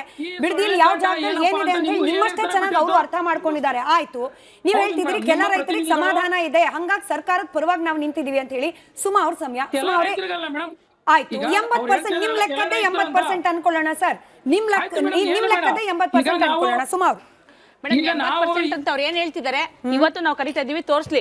ಒಂದೇದು. ಎರಡನೇದೇನಂದ್ರೆ ಅವ್ರು ಅಭಿವೃದ್ಧಿ ಬೇಕು ಅಂದ್ರು ಸಂತೋಷ, ಅವ್ರಿಗೆ ಬೇಕಂದ್ರೆ ತಗೊಳ್ಳಿ. ನಮ್ಗೆ ನಾವಾಗ್ಲೇ ಅಭಿವೃದ್ಧಿ ಆಗಿದೀವಿ. ಅಭಿವೃದ್ಧಿ ಅಂದ ತಕ್ಷಣ ಒಬ್ಬ ರೈತರನ್ನ ಅಭಿವೃದ್ಧಿ ಆಗ್ಬೇಕು ಅಂದ್ರೆ ಏನು ಟೌನ್ಶಿಪ್ ಮಾಡಿದ್ರೇನೆ ಅಭಿವೃದ್ಧಿ ಅಲ್ಲ. ಈಗ ಅದೇ ಅವರು ಒಳ್ಳೇದ್ ಮಾಡ್ಬೇಕು ಅಂತ ಸರ್ಕಾರಕ್ಕಿದ್ರೆ ಮನ್ಸಿದ್ರೆ ರೈತರಿಗೆ ಒಳ್ಳೇದ್ ಮಾಡ್ಬೇಕು ಅಂದ್ರೆ ಕೆರೆ ಕ್ಲೀನ್ ಮಾಡಿಸ್ಲಿ, ಜೊತೆ ವಾಟರ್ ಪಂಪ್ ಸೆಟ್ಗಳನ್ನ ರೈತರಿಗೆ ಕೊಡ್ಲಿ. ಅದು ಬಿಟ್ಬಿಟ್ಟು ಕುಡಿಯಕ್ಕೆ ಬಾರು, ಬೀರು, ಶಾಪು ಇವೆಲ್ಲ ಕೊಟ್ಟು ಇದೆಲ್ಲ ಅಭಿವೃದ್ಧಿ ಮಾಡೋದಲ್ಲ, ಡೆವಲಪ್ಮೆಂಟ್ ಮಾಡೋದಲ್ಲ. ಮತ್ತೆ ಅವ್ರು ಏನ್ ಹೇಳ್ತಿದ್ದಾರೆ, ಸೈಟ್ ಕೊಡ್ತಾರೆ, ಅದು ಕೊಡ್ತಾರೆ ಅಂತ. ಯಾವತ್ತೋ 15 ವರ್ಷಕ್ಕೆ ಕೊಡ್ತಾರೆ ಅಂತ ಅವರೇ ಹೇಳ್ತಿದ್ರು ಮೊನ್ನೆ ಸ್ಟೇಟ್ಮೆಂಟ್ ಅಲ್ಲಿ. ನಮಗ್ ಬೇಡ, ನಮ್ಗಿರೋ ಮನೆನೇ ಸಾಕು. ನಾವ್ ಯಾವ್ದೇ ಕಾರಣಕ್ಕೂ ನಾವು ಹೆಣ್ಮಕ್ಳು ನಾವು ಏನು ಅಭಿವೃದ್ಧಿ ಆಗಿದೀವೋ, ಇವತ್ತು 6 ಲಕ್ಷ ಲೀಟರ್ ಹಾಲು ಹಾಕ್ತಿದೀವಿ ಒಂದು ತಿಂಗಳಿಗೆ 2 ಪಂಚಾಯತಿಯಿಂದ ಅಂದ್ರೆ ನಾವ್ ಎಷ್ಟು ಅಭಿವೃದ್ಧಿ ಆಗಿದೀವಿ. ಬಂಡೆ ಹೊಡೆಯೋದ್ರಲ್ಲಿ ಬರಲ್ತು ಮೇಡಮ್, ಕಲ್ಲು ಹೊಡೆಯೋದ್ರಲ್ಲಿ ಹಾಲು ಬರಲ್ತು, ಹಸು ಕಟ್ಟಿನೇ ಹಾಲು ಬರ್ತಾ ಇರೋದು. ಇವತ್ತು ನಮ್ಗೇನೋ ನೀವು ದುಡ್ಡು ರೇಟ್ ಕಟ್ತಾ ಇದೀರಲ್ಲ, ಅದೇ ಅಲ್ಲಿ ಸಾವಿರಾರು ಪಕ್ಷಿಗಳಿದೆ, ನವಿಲ್ಗಳಿದೆ, ಪ್ರಾಣಿ ಪಕ್ಷಿಗಳೆಲ್ಲ ಇದೆ. ಅವಕ್ಕೆಲ್ಲ ಏನ್ ಮಾಡ್ತೀರಾ? ಇವತ್ತು ನಮ್ಮ ಎಲ್ಲಾನು ತಗೊಂಡ್ಬಿಡ್ತೀರಾ ಹಂಗಾದ್ರೆ. ಅಂದ್ರೆ ನಮ್ಮ ಹಸುಗಳು ಒಂದು 60,000 ಹಸುಗಳಿದೆ ನಮ್ಮ ಕಡೆ. ಹಸುಗಳು ಏನ್ ಮಾಡ್ತೀರಾ, ಕುರಿ ಮೇಕೆಗಳೆಲ್ಲ ಏನ್ ಮಾಡ್ತೀರಾ? ಜೊತೆಗೆ 40 ವರ್ಷ ವಯಸ್ಸಾದ್ರು ಹೆಣ್ಣು ಮಕ್ಕಳೇ ಜಾಸ್ತಿ ಇದಾರೆ, ಹೆಂಗಸರುಗಳು. ಅಂತವ್ರಿಗೆ ಯಾವ ಕೆಲಸ ಕೊಡ್ತಿದ್ದಾರೆ ಮೇಡಮ್? ಇವತ್ತು ನಾನು ಬರೀ SSLC ಓದಿದ್ದೀನಿ, ನನಗೆ ಯಾವ ಆಫೀಸಲ್ಲಿ ಕೆಲಸ ಕೊಡ್ತೀರಾ? ಇಲ್ಲಿ ಕೂರ್ಸ್ಬಿಟ್ಟು ನನ್ನ ಯಾವ್ದಾದ್ರು ದೊಡ್ಡ ಕೆಲಸ ಕೇಳ್ತೀನಿ, 20,000 30,000 ರೂಪಾಯಿ ಸಂಬಳಕ್ಕೆ ಯಾರು ತಗೋತಾರೆ ಮೇಡಮ್? ಇವತ್ತು ಕೊಡ್ತಾರೆ 8 ರಿಂದ 10 ಸಾವಿರ ಕೊಡ್ತಾರೆ. ನನಗೆ ಏನ್ ಸಿಗುತ್ತೆ ಇವತ್ತು? ಅಲ್ಲಿ 20,000 ರೂಪಾಯಿ ಸಂಪಾದನೆ ಮಾಡ್ತೀನಿ 15 ದಿನಕ್ಕೆ. 4 ಹಸು ಇದೆ. ಈಗ 20,000ದಲ್ಲಿ 15 ದಿನಕ್ಕೆ ಒಂದ್ ಕಂತು ಅಂದ್ರೆ ತಿಂಗಳಿಗೆ 40,000 ಬಂತು. 10,000 ಖರ್ಚಿಗೆ ಹೋಗಿ ಹಸುಗೆ ಹೋಗುತ್ತೆ, 10,000 ಮೇಂಟೆನೆನ್ಸ್ ಮಾಡ್ತೀನಿ, 20,000 ರೂಪಾಯಿ ಉಳಿತಾ ಇದೆ ನನ್ನ ಮನೆಗೆ. ನನ್ಗೆ ಸಾಕಲ್ವಾ ಇದಕ್ಕೆ? ಒಬ್ರು ಕೈ ಕೆಳಗಡೆ ನಾವು ನಿಂತ್ಕೊಳ್ಳೋಷ್ಟು ಇದಿಲ್ಲ ಮೇಡಮ್. ನಮ್ ಇನ್ನೇನು ಬೇಕು? ನಟರಾಜ್ ಗೌಡ್ರೆ, ನಾನು ಬಿಜೆಪಿ ವಕ್ತಾರರನ್ನ ಪ್ರಶ್ನೆ ಕೇಳಬೇಕಾಗಿತ್ತು. ಬಟ್ 80% ಈ ನಂಬರ್ನ ಸಾಕಷ್ಟು ಕೇಳ್ಬಿಟ್ಟಿದೀವಿ ಸರ್. ಬಟ್ ಈ 4,000 ಅನ್ನೋ ನಂಬರ್ನ ಕಾಂಗ್ರೆಸ್ ಡೆಲಿಬರೇಟ್ ಆಗಿ ಮುಚ್ಚಿಡ್ತಾ ಇದೆಯಾ? 4,000ಕ್ಕೂ ಅಧಿಕ ರೈತರು ಅರ್ಜಿ ಸಲ್ಲಿಸಿದ್ದಾರೆ, ನಮ್ಗೆ ಆಕ್ಷೇಪ ಇದೆ ಅಂತ ಹೇಳಿ. ಇದನ್ನ ಯಾರು ಅಡ್ರೆಸ್ ಮಾಡ್ಬೇಕು? ಯಾಕೆ ಮಾಡ್ತಿಲ್ಲ ಅಲ್ಲ, ಯಾರು ಅಡ್ರೆಸ್ ಮಾಡ್ಬೇಕು? ಹಾಗಾದ್ರೆ ಈ 4,000 ಜನ ಆಕ್ಷೇಪ ಸಲ್ಲಿಸಿದ್ದಾರೆ ಅಂತಂದ್ರೆ ಇವ್ರು ಈ 80% ಒಳಗ್ ಬರೋರ ಅಥವಾ 80% ಬಿಟ್ಟಿನ್ 20% ಇದೆಯಲ್ಲ ಅಲ್ಲಿಗೆ ಬರೋರ? ಈಗ ನೋಡಿ, 4,000 ಅಲ್ಲ, 400 ಅಲ್ಲ, 4 ರೈತರ ಆಕ್ಷೇಪ ಇದ್ರು. ಅದನ್ನ ಜಿಲ್ಲಾಡಳಿತ ಮತ್ತೆ ಗ್ರೇಟರ್ ಬೆಂಗಳೂರು ಡೆವಲಪ್ಮೆಂಟ್ ಅಥಾರಿಟಿ ಮತ್ತೆ ಈ BMRDA ಮುಖಾಂತರ ಏನ್ ಮಾಡ್ತಾ ಇದ್ದಾರೆ, ಅವರು ಅಡ್ರೆಸ್ ಮಾಡ್ತಾರೆ. ಪ್ರತಿಯೊಬ್ಬ ರೈತರ ಪಾಲುಗೊಳ್ಳುವಿಕೆ, ಅವರ ಒಳಗೊಳ್ಳುವಿಕೆಯಿಂದನೇ ಈ ಅಭಿವೃದ್ಧಿ ಸಾಧ್ಯ. ರೈತರೇ ಫಸ್ಟ್ ಸ್ಟೇಕ್ ಹೋಲ್ಡರು ಈ ಯೋಜನೆಗಳಲ್ಲಿ. ಅದನ್ನ ಅವರ ಹೊರಗೆ ಬಿಡುವಂತ ಕೆಲಸನೇ ಇಲ್ಲ. ಹೌದು, ಅವರ ಕೆಲವರು ರೈತರದ ಆಕ್ಷೇಪ ಇದೆ, ನಮಗೆ ಕಾಂಪನ್ಸೇಷನ್ ಜಾಸ್ತಿ ಬೇಕು ಅಂತ. ಕೆಲವು ರೈತರು ಉದ್ಯೋಗ ಕೇಳ್ಬೋದು ಅಡಿಷನಲ್ ಆಗಿ, ಕೆಲವು ರೈತರು ಡೆವಲಪ್ಡ್ ಲ್ಯಾಂಡ್ ಕೇಳ್ಬೋದು. ಎಲ್ಲದಕ್ಕೂ ಸರ್ಕಾರ ಮುಕ್ತವಾಗಿದೆ. ಮತ್ತೆ ಅವ್ರಿಗೆ ಎಲ್ಲರ ಹತ್ರನೂ ಮಾತಾಡ್ತಾ ಇದೆ, ಯಾವ ರೈತರನ್ನು ಬಿಟ್ಟಿಲ್ಲ. ಯಾರ್ಯಾರು ಕಚೇರಿಗೆ ಹೋಗಿ ಮಾತಾಡ್ತಾ ಇದ್ದಾರೆ ಎಲ್ಲರನ್ನೂ ಮಾತಾಡಿದ್ದಾರೆ, ಎಲ್ಲರದು ಅರ್ಜಿ ಸ್ವೀಕರಿಸಿದ್ದಾರೆ. ಕೊಡೋದೇ ಇಲ್ಲ ಅಂತ ಹೇಳಿದಂತಹ 663 ಜನ ರೈತರದ್ದು ಕೂಡ ಅರ್ಜಿ ಸ್ವೀಕರಿಸಿದ್ದಾರೆ. ಕೊಟ್ಟೇ ಕೊಡ್ತೀವಿ, ಇಲ್ಲಿಂದನೇ ಶುರು ಮಾಡಿ ಅಂತ ಹೇಳಿರ್ತಕ್ಕಂತಹ ಕ್ಯಾಂಪೈನ್ ಪ್ಲಾನ್ ಅದು. ಅಲ್ಲಿಂದನೂ ಕೂಡ ಆ ರೈತರನ್ನು ಕೂಡ ಆಕ್ಷೇಪವನ್ನ ಸಲ್ಲಿಸಿ, ಯಾಕಂದ್ರೆ ಒಂದು 80 ಜನ ಆಕ್ಷೇಪ ಇದೆ ಹಳ್ಳಿಲಿ ಕೂಡ. 580ರಲ್ಲಿ 80 ಜನ ಮಾತ್ರ ಕೊಡ್ತೀವಿ, 500 ಜನ ಕೊಡ್ತೀವಿ, ಇಲ್ಲಿಂದನೇ ಶುರು ಮಾಡಿ ಅಂತ ಹೇಳಿದ್ದಾರೆ. ಆಮೇಲೆ ಇವರೊಂದು ಹಳ್ಳಿ ಹೇಳಿದ್ರು, ಏನೋ ಅಂಚೈನ್ ಪಾಳ್ಯ ಇರಬೇಕು, ಅಲ್ಲಿ 90% ರೈತರು 90% ರೈತರು ನಾವು ಕೊಡ್ತೀವಿ ಅಂತ ಹೇಳಿದ ಮೇಲೆ ಆಕ್ಷೇಪ ಇರ್ತಕ್ಕಂಥದ್ದು ರೈತರಿಗೆ ಆಕ್ಷೇಪ ಇದೆ. ಪ್ರೊಟೆಸ್ಟ್ ಇಲ್ವಾ? 10% ರೈತರು ಪ್ರೊಟೆಸ್ಟ್ ಮಾಡ್ತಾ ಇಲ್ವಾ? ಮಾಡ್ತಿದ್ದಾರೆ. ಅವರನ್ನು ಕೂಡ ಒಳಗೊಂಡಂತೆ ಈ ಅಭಿವೃದ್ಧಿ ಕೆಲಸ ಆಗ್ತದೆ ಹೊರತು ಅದಕ್ಕೆ ರಾಜಕೀಯ ಮಿಶ್ರಣ ಮಾಡಿ ಬಿಜೆಪಿ ಜೆಡಿಎಸ್ನವರು ಸಂಚು ಮಾಡ್ತಾ ಇದ್ದಾರೆ. ಕಾಂಗ್ರೆಸ್ ಆಟ ಆಡಿ ಗೆಲ್ಲಬಹುದು ಅಂತ ಅನ್ಕೊಂಡಿದ್ಯಾ? ಯಾಕೆ ಅನುಮಾನ ಬರುತ್ತೆ? ನಿಮ್ಮ ಶಾಸಕರೇ ಕೊಡ್ತಿರೋ ಲೆಕ್ಕಪ್ಪ, 570ರಲ್ಲಿ 500 ಜನ ಕೊಟ್ಬಿಟ್ಟಿದ್ದಾರೆ. ಇನ್ನೊಂದ್ ಯಾವ್ದೋ ತಾಲೂಕ್ ಪಂಚಾಯತಿ ವ್ಯಾಪ್ತಿಯಲ್ಲಿ ಒಂದು ಲೆಕ್ಕ ಕೊಡ್ತಾರೆ, ಇರೋದು 1131 ಎಕರೆ ಬೈರಮಂಗಲದಲ್ಲಿ, ಅಲ್ಲಿರೋದು 1788 ಜನ, ಅದ್ರಲ್ಲಿ ಬಹುತೇಕರು ಒಪ್ಪಿಟ್ಟಿದ್ದಾರೆ. ಈಗ ಹಿಂಗೆ ಎಲ್ಲಾ ಗ್ರಾಮ ಪಂಚಾಯತಿ ವ್ಯಾಪ್ತಿಯಲ್ಲೂ ಬಹುತೇಕರು ಒಪ್ಪಿದ್ದಾರೆ ಅಂತಂದ್ರೆ ಈ 4000 ಜನ ಎಲ್ಲಿ ಸರ್? ಜೆಡಿಎಸ್ ನವರು ಬಸ್ಸಿಂದ ಕರ್ಕೊಂಡ್ ಬಂದಿರೋರು, ಆಕ್ಷೇಪ ಸಲ್ಲಿಸಿರೋರು, ಅಥವಾ ಬಿಜೆಪಿ ಅವರು ದುಡ್ಡು ಕೊಟ್ಟು ಕೊಂಡ್ಕೊಂಡ್ ಒಂದೇನ್ ಗೊತ್ತಾ, ನಾನು ನಿಮ್ಗೆ ಇನ್ನೊಂದ್ಸಲ ರಿಪೀಟ್ ಮಾಡ್ತೀನಿ, ಕೊಡೋದೇ ಇಲ್ಲ ಅಂತ ಹೇಳಿರೋರು ಕೇವಲ 663 ಜನ ರೈತರು ಮಾತ್ರ. ನೀವು ಯಾವ 4000 ಆಕ್ಷೇಪಗಳು ಹೇಳ್ತಾ ಇದ್ರಲ್ಲ, ಅದರೊಳಗೆ ಬೇರೆ ಬೇರೆ ವಿಷಯಗಳಿದಾವೆ. ನಮ್ ಕಾಂಪನ್ಸೇಷನ್ ಜಾಸ್ತಿ ಮಾಡಿ ಅಂತ ಇದ್ದಾರೆ. ಆ ತರದೆಲ್ಲ ಸ್ಟಡಿ ಮಾಡಿರೋರು ಯಾರು, ಬೈಫೋಗೇಟ್ ಮಾಡಿರೋರು ಯಾರು, ಈ ಪಟ್ಟಿ ಪಬ್ಲಿಕ್ ಡೊಮೈನ್ ಅಲ್ಲಿ ಯಾಕಿಲ್ಲ? ಇಷ್ಟು ಗಂಭೀರ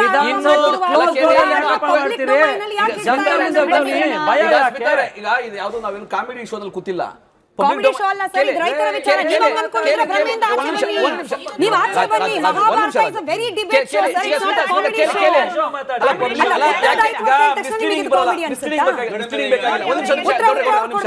ಶೋ. ಕೊಡಬೇಕು. ಪಬ್ಲಿಕ್ ಡೊಮೈನ್ ಅಲ್ಲಿ ಹಾಕಿಲ್ಲ. ಅರೆ ಅಕ್ವೈರ್ ಮಾಡ್ಕೊಂಡ ಮೇಲೆ ರೈತರದ್ದು ಯಾವ್ದಾದ್ರು ಪಟ್ಟಿ ಬರುತ್ತೆ, 518 ಎಕರೆ ಈಗ ನಾವು ಅಕ್ವೈರ್ ಮಾಡ್ಕೊಂತೀವಲ್ಲ 3 ಹಳ್ಳಿನಲ್ಲಿ, ಅದು ಪಟ್ಟಿ ಅಧಿಸೂಚನೆ ಆಗಿದೆ, ಅದು ಪಬ್ಲಿಕ್ ಡೊಮೈನ್ ಬರುತ್ತೆ. ಇನ್ನು ಯಾರ್ಯಾರ ಅರ್ಜಿ ಅಕ್ವೈರ್ ಮಾಡ್ಕೊಂಡಿಲ್ಲ, ಅರ್ಜಿಗಳನ್ನ ಕೊಟ್ಟಿದ್ದಾರೆ, ಏನು ಕನ್ಸೆಂಟ್ ತಗೊಂತಾ ಇದ್ದಾರೆ, ಅವೆಲ್ಲ ಪಬ್ಲಿಕ್ ಡೊಮೈನ್ ಬಂದ್ಬಿಡಲ್ಲ ಈಗಲೇನೆ. ಯಾವಾಗ ಅಧಿಸೂಚನೆ ಹೊರಡಿಸಿ ಅಕ್ವೈರ್ ಮಾಡ್ಕೊಂತಾರೋ, ಯಾರ್ಯಾರಿಗೆ ಚೆಕ್ ವಿತರಣೆ ಮಾಡ್ತಾರೋ, ಅವು ಪಬ್ಲಿಕ್ ಡೊಮೈನ್ ಬರುತ್ತೆ. ಅದು ನಿಮ್ಗೂ ಗೊತ್ತಾಗುತ್ತೆ, ನಮಗೂ ಗೊತ್ತಾಗುತ್ತೆ. ಇವತ್ತು ಮಿಸ್ಲೀಡ್ ಮಾಡುವಂತ ಕೆಲಸವನ್ನ ಬಿಜೆಪಿ ಜೆಡಿಎಸ್ ಷಡ್ಯಂತ್ರ ಮಾಡಿ ಮಾಡ್ತಾ ಇದೆ, ಅಭಿವೃದ್ಧಿಗೆ ವಿರೋಧ ಮಾಡ್ತಾ ಇದೆ. ಅಲ್ಲಿನ ರೈತರು ಆರ್ಥಿಕವಾಗಿ ಮುಂದಕ್ಕೆ ಬರ್ತಾರೆ, ಅದನ್ನ ತಡಿಲಿಕ್ಕೆ. ಯಾಕಂದ್ರೆ ಅಲ್ಲಿ ರಾಜಕೀಯ ಅಸ್ತಿತ್ವ ಹೋಗಿದೆಯಲ್ಲ ಕುಮಾರಸ್ವಾಮಿ ಅವ್ರಿಗೆ, ರಾಜಕೀಯ ಅಸ್ತಿತ್ವ ಹೊರಟೋಗ್ತದೆ. ಈಗ ಡಿ.ಕೆ. ಶಿವಕುಮಾರ್ ಒಳ್ಳೆ ಹೆಸರು ಬರುತ್ತೆ, ಡಿ.ಕೆ. ಶಿವಕುಮಾರ್ ಒಳ್ಳೆ ಹೆಸರು ಬರುತ್ತೆ. ಸಂಪರ್ಕದಲ್ಲಿದ್ದಾರೆ ಮಂಜುನಾಥ್ ಅವರೇ, ನಮಸ್ಕಾರ. ಮಂಜುನಾಥ್ ಅವರೇ ನಮಸ್ಕಾರ. ಹೇಳಿ ಸರ್, ರೈತರು ಎಲ್ಲರೂ ಒಪ್ಪಿದ್ದಾರಾ ಸರ್? ಬಹುತೇಕ ರೈತರು ಒಪ್ಪಿಟ್ಟಿದ್ದಾರಾ ಟೌನ್ಶಿಪ್ ಭೂಮಿ ಬಿಟ್ಕೊಡ್ಲಿಕ್ಕೆ? ನಾವು ನಮ್ಮ ನಟರಾಜಣ್ಣವ್ರಿಗೆ ಒಂದು ವಿಷಯ ಹೇಳಕ್ ಇಷ್ಟಪಡ್ತೀನಿ. ಅವ್ರು 80% ಅಂತಾರಲ್ಲ, 80% ಇರೋರು ಯಾಕೆ ಈಚೆಗೆ ಬರ್ತಾ ಇಲ್ಲ? 80% ಇರೋರು ಈಚೆಗೆ ಬರ್ಬೇಕು ತಾನೆ, ಅವ್ರು ಹೇಳ್ಬೇಕು ತಾನೆ. ಮೊನ್ನೆ ಬಂದಿದ್ರಂತಲ್ಲ ಸರ್ ನಿಖಿಲ್ ಕುಮಾರಸ್ವಾಮಿ ಅವ್ರ ಪಾದಯಾತ್ರೆ ಟೈಮಲ್ಲಿ, ಮಂಜುನಾಥ್ ಸರ್, ನಿಖಿಲ್ ಕುಮಾರಸ್ವಾಮಿ ಅವರು ಪಾದಯಾತ್ರೆ ಮಾಡೋಕ್ ಬಂದಾಗ ಬಂದಿದ್ರಂತಲ್ಲ ಆಚೆ. ನಮಗೆ ನಿಖಿಲ್ ಕುಮಾರಸ್ವಾಮಿ ಬೇಡ ಮೇಡಮ್ ಅವ್ರೆ, ನಮ್ಗೆ ರಾಜಕೀಯ ಬೇಡ, ನಮ್ಗ್ ರಾಜಕೀಯ ಬೇಡ. ನಮ್ಗೆ ನಮ್ಮ ನಟರಾಜಣ್ಣವ್ರ ಯಾವ ಡಿಬೇಟ್ ಅಲ್ಲಿ ನೋಡಿದ್ರು 80% 90% ಅಂತಾರೆ. ನಾವು ನಟರಾಜಣ್ಣನ್ಗೆ ಕೈ ಮುಗಿದ್ ಕೇಳ್ಕತ್ತಾ ಇದೀವಿ, ಒಂದಿನ ಬಂದ್ಬಿಡಿ ಬೈರ್ಮಳಕ್ಕೆ. ಬೈರ್ಮಳ ಕಂಚರ್ನ ಪಂಚಾಯತಿಗೆ ನಿಮ್ ಕೈ ಮುಗಿದು ಡಬಲ್ ಸತಿ ಕೈ ಮುಗಿತಾ ಇದೀವಿ, ನೀವು ಬಂದ್ಬಿಡಿ. ಬಂದ್ಬಿಟ್ಟು 80-90% ಯಾರ ಕಡೆ ಇದೆ, 10% ಯಾರ ಕಡೆ ಅಂತ ಹೇಳಿದೆ ನೋಡಿ. ಆಯ್ತು, ನಾವೆಲ್ಲ ಇರ್ಲಿ, ನಾವು ದುಡ್ಡು ಕೊಟ್ಟು ನಾವು ಕರ್ಕೊಂಡ್ ಬರ್ತಾ ಇದೀವಿ ಅಂತ ಅವ್ರೆ ರೈತರ ಉತ್ತರ ಕೊಡ್ತಾರೆ. ಇಡೀ ಕರ್ನಾಟಕದ ರೈತರು ಅವ್ರಿಗೆ ಉತ್ತರ ಕೊಡ್ತಾರೆ. ಒಂದಾಯ್ತು. ನಮ್ ಜಯಚಂದ್ರಣ್ಣ ಅವ್ರ ಪಕ್ಕದಲ್ಲಿ ಕೂತವ್ರಲ್ಲ, ನಮಗೂ ಅವ್ರಿಗೆ 10-12 ಕಿಲೋಮೀಟರ್ ದೂರ ಇದೆ. ಕೆರೆನಹಳ್ಳಿ ಕೊಡಿಯಾಲದಿಂದ ಬೈರ್ಮಳ ಕೆರೆಯಿಂದ ಎಷ್ಟು ಲೋಡ್ ಉಲ್ಲೋಡಿತಾವ್ರೆ ಅಂತ ಕೇಳಿ. ಕೆರೆನಹಳ್ಳಿಗೆ ಕೊಡಿಯಾಲದವ್ರಿಗೆ ಯಾಕೆ ಕಜ್ಜಿ ಬರ್ಲಿಲ್ಲ ಅಂತಾನು ಕೇಳಿ. ಒಂದು ಅದು ಗಲೀಜಿರ್ಬೋದು, ಅದು ನಮ್ಗೆ ಅನ್ನ ಕೊಡ್ತಾ ಇದೆ ಸರ್. ರಾತ್ರಿ ಹೊತ್ತು ಸೊಳ್ಳೆ ಕಾಟ ಅಂತೆ, ಬೆಳಗ್ಗೆ ಹೊತ್ತು ಮೈಯಲ್ಲಿ ಕಜ್ಜಿ ಅಂತೆ. ನಾನ್ ಹೇಳ್ತಿರೋದಲ್ಲ ಸರ್, ನಿಮ್ದೇ ಅದೇ ಕೆರೆನಹಳ್ಳಿ ಅವರು, ಅದೇ ಕೆರೆನಹಳ್ಳಿನ ಉಳ್ಕುಯ್ಕೊಂಡ್ ಬರ್ತಾವ್ರಲ್ಲ, ನಿಮ್ಗೇನಪ್ಪ ಕಜ್ಜಿನ ತುರ್ಗಜ್ಜಿನ ಬಂದದೇನ್ರಪ್ಪ ಅಂತ ಕೆರೆನಹಳ್ಳಿ ಕೊಡಿಯಲ್ದವ್ರು ಕೇಳಬೇಕು ಅವ್ರು. ಸರಿ ಇದೆ. ಇನ್ನೊಂದು ಕಡೆ ಪ್ರಶ್ನೆ ಮಂಜುನಾಥ್ ಅವರೇ, ಈಗ ರೈತರಿಗೆ ಭೂಮಿ ಉಳಿಬೇಕು, ರಾಜಕಾರಣಿಗಳಿಗೆ ಪ್ರತಿಷ್ಠೆ, ಅವರು ಚರ್ಚೆ ಪಂಥಾಹ್ವಾನ ಏನಾದ್ರೂ ಮಾಡ್ಕೊಳ್ಳಿ ಸರ್. ಈಗ ನಿಜವಾಗ್ಲೂ ಮುಖ್ಯಮಂತ್ರಿ ಡಿ.ಕೆ. ಶಿವಕುಮಾರ್ ಅವರು ರೈತರ ಸಮಸ್ಯೆನ ಆಲಿಸ್ತಾರೆ ಅಂತಂದ್ರೆ ನೀವೆಲ್ಲ ರೈತರು ವಿಧಾನಸೌಧಕ್ಕೆ ಹೋಗ್ಲಿಕ್ಕೆ ಸಿದ್ಧರಿದ್ದೀರಾ? ಅವ್ರು ಕರೆದ್ರೆ ರೈತರೆಲ್ಲರೂ ಬನ್ನಿ ಅಂತಂದ್ರೆ ವಿಧಾನಸೌಧ ಚಲೋ ಮಾಡಕ್ಕೆ ರೆಡಿ ಆಗಿದ್ದೀವಿ ನಾವು ರೈತರು.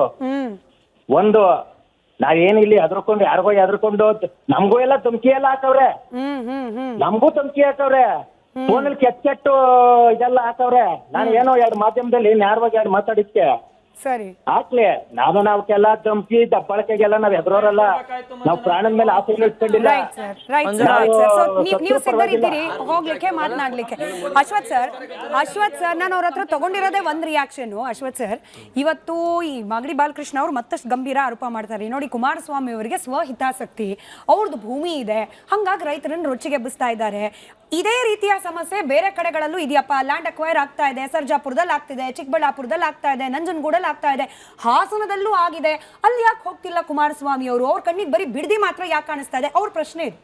ಮೇಡಮ್, ನಾನು ಈಗಾಗಲೇ 1 ವರ್ಷದ ಹಿಂದೆ ರಾಮನಗರ ಜಿಲ್ಲೆನ ಬೆಂಗಳೂರು ಸೌತ್ ಅಂತ ಡಿಕ್ಲೇರ್ ಮಾಡೋದು. ಬೆಂಗಳೂರು ಸೌತ್ ನಿಮ್ಮ ಭೂಮಿಗೆ ಚಿನ್ನದ ಬೆಲೆ ಬರುತ್ತೆ ಕಣ್ರೆ ಅಂತ ಹೇಳಿದ್ರು. ಇಲ್ಲಿ ಒಂದೇನಂತೇಳಿ ಅಂದ್ರೆ ರಿಯಲ್ ಎಸ್ಟೇಟ್ ಕಾನ್ಸೆಪ್ಟ್ ಏನು ಬೇಡಿ ಮೇಡಮ್. ಮೊನ್ನೆ 3 ಗ್ರಾಮಗಳನ್ನು 3 ಕಂದಾಯ ಗ್ರಾಮಗಳನ್ನು ಫೈನಲ್ ನೋಟಿಫಿಕೇಶನ್ ಮಾಡಿದ್ದಾರೆ. ಕೆಂಪೈನಪಾಳ್ಯ, ಮಂಡಲಹಳ್ಳಿ, ಒಡೆರಹಳ್ಳಿ. ಇದು ಇಷ್ಟು ಮಾಡಿರೋದಕ್ಕೆ ಎಷ್ಟು ಬಂತು? 498.54 ಎಕರೆ, 498 ಎಕರೆ 0.54 ಗುಂಟಾಸು ಇದಕ್ಕೆ ಅಕ್ವಿಜಿಷನ್ ಬಂದಿದೆಯಲ್ಲ. ಇದು ಬೇಡವೇ ಬೇಡಿ ಮೇಡಮ್. 800 ಎಕರೆ ಆರೋಹಳ್ಳಿ ಇಂಡಸ್ಟ್ರಿಯಲ್ ಏರಿಯಾಗೆ ಅಕ್ವಿಜಿಷನ್ ಆಗಿದ್ದು ವಾಪಸ್ ಸರ್ಕಾರ ತಗೊಂಡಿದೆ. 800 ಎಕರೆ ಖಾಲಿ ಲ್ಯಾಂಡ್ ಇದೆ. 800 ಎಕರೆ ಅದನ್ನ ಝೋನ್ನ ಚೇಂಜ್ ಮಾಡಿಕೊಂಡು ನೀವು ಮಾಡಿ, ನೀವು ಟೌನ್ಶಿಪ್ನ ಮಾಡಿ. ನೀವು ಯಾಕೆ ನೀವು ರೈತರ ಜಮೀನು ತಗೋಬೇಕು? 800 ಎಕರೆ ಯಾರೂ ಅಬ್ಜೆಕ್ಷನ್ ಇಲ್ಲ. ಈಗ ಆಲ್ರೆಡಿ ಸರ್ಕಾರದ ವ್ಯಾಪ್ತಿನಲ್ಲಿದೆ. ಕಾರಣ ಏನಂತ ಹೇಳಿದ್ರೆ ಅದಕ್ಕೆ ಇಂಡಸ್ಟ್ರಿಯಲ್ ಲೇಔಟ್ ಮಾಡಿ ಇವತ್ತು ಇಂಡಸ್ಟ್ರಿಯಲ್ ಯಾರೂ ಅಲ್ಲಿಗೆ ಅರ್ಜಿ ಆಗ್ತಾ ಇಲ್ಲ. ಕಾರಣ ಏನಂತ ಹೇಳಿದ್ರೆ ಅಲ್ಲಿ ಸಮಸ್ಯೆ ಇದೆ. ಅಲ್ಲಿ ಇಂಡಸ್ಟ್ರಿಯಲ್ ನೀವು ಯಾವುದೇ IT ಕಂಪನಿ ಆಗಲಿ ಹಾರ್ಡ್ವೇರ್ ಕಂಪನಿಗಳಲ್ಲಿ ಹೋಗ್ಲಿಕ್ಕೆ ತಯಾರಿಲ್ಲ. ಬೇಡ, ಆ ಜಾಗದಲ್ಲಿ ನೀವು 800 ಎಕರೆ ಕಡಿಮೆ ಏನಿಲ್ಲ ಮೇಡಮ್. 800 ಎಕರೆ ಸಾಮಾನ್ಯದಲ್ಲ. 1 ಎಕರೆಗೆ 22,000 ಸ್ಕ್ವೇರ್ ಫೀಟು ಸೇಲೆಬಲ್ ಏರಿಯಾ ಬರ್ತದೆ. ಒಂದು ಕೆಂಪೇಗೌಡ ಬಡಾವಣೆಗೆ 80 ಲಕ್ಷ ಪರಿಹಾರ ಕೊಟ್ಟು ಒಂದು ಸೈಟ್ 40 ಲಕ್ಷ ಬೀಳುತ್ತೆ ಮೇಡಮ್ ಕಾಸ್ಟು. ಇಲ್ಲಿ 2.5 ಕೋಟಿ ಕೊಟ್ಟು ಸರ್ಕಾರ ತಗೊಳ್ಳೋ ಜಮೀನಿಗೆ ಒಂದು ಸೈಟ್ ಕಾಸ್ಟ್ ಎಷ್ಟಾಗ್ಬೋದು ಲೆಕ್ಕ ಹಾಕಿ. 8 ರಿಂದ 9 ಲಕ್ಷ ರೂಪಾಯಿ 30-40 ಸೈಟ್ ಡೆವಲಪ್ಮೆಂಟ್ ಮಾಡೋದಕ್ಕೆ ಖರ್ಚಾಗುತ್ತೆ. ಇನ್ನು ಸೈಟ್ ಕಾಸ್ಟು 50 lakhs ಮಾರಬೇಕು. ಬಡವರಿಗೆ ಸೈಟ್ ಸಿಗುತ್ತಾ ಇಲ್ಲಿ? ಬಿಡದಿ ಜಾಗ, ಬಿಡದಿ ರೈತ, ಬೈರಮಂಗಲ ರೈತ, ಕೆಂಪನಹಳ್ಳಿ ರೈತ, ಗೊಲ್ಲಹಳ್ಳಿ ರೈತ, ಬಿಲ್ಲೆದೊಡ್ಡಿ ರೈತ, ಯಾವುದೇ ಕಣ್ಣಿಗೂ ಒಂದು ಸೈಟ್ ತೊಗೊಳಕ್ಕಾಗಲ್ಲ ಮೇಡಮ್. ಅಲ್ಲಿ ಅಂದ್ರೆ ಒಂದು site cost more than 50 lakhs ಆಗುತ್ತೆ. ಸರ್ಕಾರ ಲ್ಯಾಂಡ್ ಟು ಲ್ಯಾಂಡ್ 50-50 ಈ ರೇಷಿಯೋದಲ್ಲೂ ಪರಿಹಾರ ಕೊಡ್ಲಿಕ್ಕೆ ಸಿದ್ಧರಿದ್ದೀವಿ ಅಂತ ಹೇಳ್ತಿದ್ದಾರೆ. ಎನಿವೆ ಅದು ಬೇರೆನೇ ಡಿಬೇಟ್ ಆಗುತ್ತೆ. ಪಬ್ಲಿಕ್ಕಿಗೆ ಸೈಟ್ ನೀವು 50 ಲಕ್ಷದ ಮೇಲೆ ಹೋಗುತ್ತೆ. ರಾಜುಗೌಡ್ರ ಹತ್ರ ಒಂದು ಇಂಪಾರ್ಟೆಂಟ್ ಪ್ರಶ್ನೆಗೆ ಉತ್ತರ ಬೇಕು ಸರ್. ಕುಮಾರಸ್ವಾಮಿ ಅವರ ಹತ್ರ ಸಾಕಷ್ಟು ವಿಚಾರಗಳಲ್ಲಿ ಸಾಕಷ್ಟು ಸಾಕ್ಷಿ ಇರುತ್ತೆ, ಅದನ್ನ ಬಹಿರಂಗ ಯಾಕೆ ಪಡಿಸೋದಿಲ್ಲ? ನೋಡಿ, ಪೆನ್ ಡ್ರೈವ್ ಅಂದ್ರು, ಅದೇನ್ ಪೆನ್ ಡ್ರೈವ್ ಆಯ್ತು ಗೊತ್ತಿಲ್ಲ. ಈ ವಿಚಾರದಲ್ಲಿ ಪೆನ್ ಡ್ರೈವ್ ಬಿಟ್ಟಾಕಿ, ಈ ವಿಚಾರದಲ್ಲಿ ಅಲ್ಲೆಲ್ಲೋ ನಾಗರಬಾವಿಯಲ್ಲಿ ಬಾಡಿಗೆ ಮನೆಯಲ್ಲಿ ದಂಧೆ ನಡೆಸ್ತಾ ಇದ್ದಾರೆ. ಆಕ್ಚುಲಿ ವಿಧಾನಸೌಧದಲ್ಲಿ ಆಗಬೇಕಿತ್ತು ಕೆಲಸ, ಟ್ರಾನ್ಸ್ಪರೆಂಟ್ ಇದ್ದಿದ್ರೆ. Bidadi township planning, real estate ದಂಧೆ ಎಲ್ಲ ನಡೀತಾ ಇರೋದು ನಾಗರಬಾವಿ ಮನೆಯಲ್ಲಿ. ನಿಮಗೆ ಸಾಕ್ಷಿ ಗೊತ್ತಿದೆ ಅಂತಂದ್ರೆ ಲೀಗಲಿ ಫೈಟ್ ಮಾಡಿ, ಇಲ್ಲ ಪಬ್ಲಿಕ್ ಡೊಮೈನಲ್ಲಿ ಬಿಟ್ಬಿಡಿ. ಅದು ಯಾರಲ್ಲಿ ಬಾಡಿಗೆ ಮನೇಲಿ ಇರೋದು, ಅದೇನ್ ದಂಧೆ ನಡೆಸ್ತಿದ್ದಾರೆ ಅಂತೇಳಿ ಗಾಳಿಲಿ ಯಾಕೆ ಗುಂಡು ಹೊಡಿತಾರೆ ಕುಮಾರಸ್ವಾಮಿ ಅವರು ಅಂತ ಮಾತಾಡ್ಬೋದಾ? ನೀವೇ ಮಾತಾಡಿ ಸರ್, ನಿಮಗೆ ಪ್ರಶ್ನೆ. ಪತ್ರಕರ್ತರು ಅಷ್ಟೇ, ನಾವೆಲ್ಲ ಏನ್ ಮಾಡ್ತೀವಿ, ಯಾಕಂದ್ರೆ ನಾನು ಒಬ್ಬ ಪತ್ರಕರ್ತನ ಕೆಲಸ ಮಾಡಿದವನು. ಸಾಕ್ಷಿ ಬಗ್ಗೆ ಹಿಂಟ್ ಕೊಡ್ಬೋದೇ ವಿನಃ ನಾವು ಸಾಕ್ಷಿ ಕೊಟ್ಟು ದಾಖಲೆಗಳನ್ನ ಕೊಟ್ಟು ಕೇಸ್ ಫೈಲ್ ಮಾಡ್ಲಿಕ್ಕೆ ಆಗಲ್ಲ. ಸರ್ಕಾರ ಅವ್ರದೇ ಇದೆ. ಈಗ ಹಿಂಟ್ ಕೊಟ್ಟಿದೀವಲ್ಲ, ಇನ್ವೆಸ್ಟಿಗೇಷನ್ ಮಾಡುವಂತ ವಿಚಾರ ಅವ್ರದ್ದಿರ್ತವೆ. ಈಗ ಓಟ್ ಚೋರಿ ಓಟ್ ಚೋರಿ ಅಂತ ಅಂದ್ರು. ಅವ್ರದೇ ಕ್ಷೇತ್ರಗಳಲ್ಲಿ 10/10 173 ಓಟ್ ಇತ್ತು ಅನ್ನೋದು ಅವರೇ ಸ್ಪಷ್ಟವಾಗಿ ಬಹಿರಂಗ ಪಡಿಸ್ಕೊಂಡ್ರು. ನಾನು ಹೇಳ್ತೀನಿ ಕೇಳಿ, ಏನ್ ಮಾಡಿದ್ರಿ? ನಾನು ಹೇಳೋದಿಷ್ಟೇ, ನಾವು ಸಾಕ್ಷಿ ಕೊಡ್ತೀವಿ, ಇದು ಜನತೆ ಕೊಡ್ಬೇಕಾದಂತ ವಿಚಾರ ನಾವು ಜನತೆ ಮುಂದೆ ಇಡ್ತಾ ಇದೀವಿ. ನಿಮ್ಮನ್ನು ನಾವು ಹೇಳೋದಿಷ್ಟೇ, ನಾವು ಮುಚ್ಚಿಟ್ಟು ವ್ಯವಹಾರ ಮಾಡೋವಂಥದ್ದೇನಲ್ಲ. ಯಾಕೆ ನಿಮ್ಮ ಮುಂದೆ ಈ ವಿಚಾರಗಳನ್ನ ಬಿಚ್ಚಿಟ್ಟು ಅಂದ್ರೆ, ಬನ್ನಿ ವಿಧಾನಸೌಧ ಯಾಕೆ ಸ್ವಾಮಿ, ವಿಧಾನಸೌಧದಲ್ಲಿ ಒಂದು ಡಯಾಸ್ ಹಾಕ್ಸಿ 10,000 ಜನ ರೈತರು ಸೇರ್ಸೋಣ. ಒಬ್ಬ ರೈತನಿಗೂ ಈ ಭಾರತ ದೇಶದ ಸಂವಿಧಾನ ಏನ್ ಹೇಳ್ತದೆ ಅಂದ್ರೆ, ಬ್ರಿಟಿಷ್ನವ್ರು ಹೋದ್ಮೇಲೆ ಪ್ರತಿಯೊಬ್ಬ ನಾಗರಿಕನಿಗೂ ಅವನ ಹಕ್ಕು ಸಿಗಬೇಕು ಅನ್ನೋದು ಉದ್ದೇಶ. ಅಂತದ್ರಲ್ಲಿ ನೀವು ಬಾಯಲ್ಲಿ ಬರೀ 80% 90% ಬಿಡಿ ಸ್ವಾಮಿ, ಒಂದು ಚೀಟಿನೇ ಬಿಟ್ಬಿಡಿ, ಒಂದು ಶ್ವೇತ ಪತ್ರ ಹೊರಡಿಸ್ಬಿಡಿ. ಯಾವ ರೈತರು ನಿಮ್ಗೆ ಜಮೀನ್ ಕೊಡ್ತೀನಿ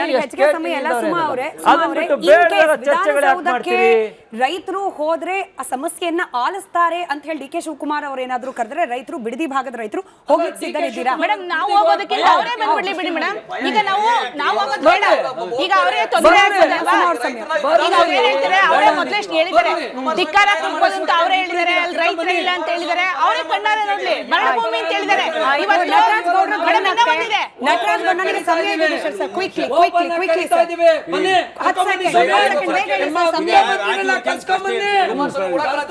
ರಾಜುರೇ, ಜೋರಾಗಿ ಮಾತಾಡಲ್ಲ, ನನ್ನ ಪ್ರಶ್ನೆಗೆ ಉತ್ತರ ಕೊಡಿ ಮೇಡಮ್. ಈಗ ಎಷ್ಟೋ ಜನ ನಮಗೆ ಜಮೀನು ಬೇಕಾಗಿಲ್ಲ, ಬೇಕಾಗಿರೋ ಜನ ಎಲ್ಲ ಅರ್ಜಿ ಹಾಕಿದ್ದಾರಲ್ವಾ. ನಿಖಿಲ್ ಕುಮಾರಸ್ವಾಮಿ ಅವರು ಜಮೀನಿದೆ, ಹಿಂದೆ ಅವ್ರು ಏನು ಮಾಡಿದ್ರು, ನಾವು ಪ್ರತಿಭಟನೆ ಮಾಡ್ತೀವಿ ಹಾಗೆ ಹೀಗೆ ಅಂತ. ಪ್ರಶ್ನೆ ಇರೋದು ಸಾಮಾನ್ಯ ರೈತರು, ಅವರು ರೈತರೇ ನಿಖಿಲ್ ಕುಮಾರಸ್ವಾಮಿ ಅಲ್ಲ ಮೇಡಮ್. ಇಲ್ಲ ಅದೆಲ್ಲ ಮೇಡಮ್, ನಿಮಗೆ ಗೊತ್ತಿಲ್ಲ ಇದು ಮೇಡಮ್. ಹಂಗೆಲ್ಲ ಇಲ್ಲ ಎಲ್ಲಾರ್ದು ವಾಯ್ಸ್ ಕಟ್ ಆಗಿದೆ, ಎಲ್ಲಾರ್ದು ವಾಯ್ಸ್ ಕಟ್ ಆಗಿದೆ. ನಮಗ್ ಬೇಕಾಗಿರೋದು ಒಬ್ಬ ರೈತರು ಕೂಡ ಕಣ್ಣೀರ್ ಹಾಕುವ ರೀತಿಯಲ್ಲಿ ನಾವು ಕೇಳಿಸ್ಕೊಂಡ್ವಿ. ಒಬ್ಬ ರೈತ ಕೂಡ ಕಣ್ಣೀರ್ ಹಾಕುವ ರೀತಿಯಲ್ಲಿ ಅಭಿವೃದ್ಧಿ ಆಗ್ಬೇಕು ಅಂತ ನಟರಾಜ್ ಗೌಡ್ರ ಗಮನಕ್ಕೆ ಬಿಡದಿ ಟೌನ್ಶಿಪ್ ವಿಚಾರದಲ್ಲಿ ಪಂಥಾಹ್ವಾನವನ್ನ ಸ್ವೀಕಾರ ಮಾಡ್ಬೇಕಾ ಡಿ ಕೆ ಶಿವಕುಮಾರ್ ಅವರು, ಬಿಡದಿಗೆ ಹೋಗ್ಬೇಕಾ ಅನ್ನೋ ಪ್ರಶ್ನೆಗೆ ನಟರಾಜ್ ಪಕ್ಷದವರು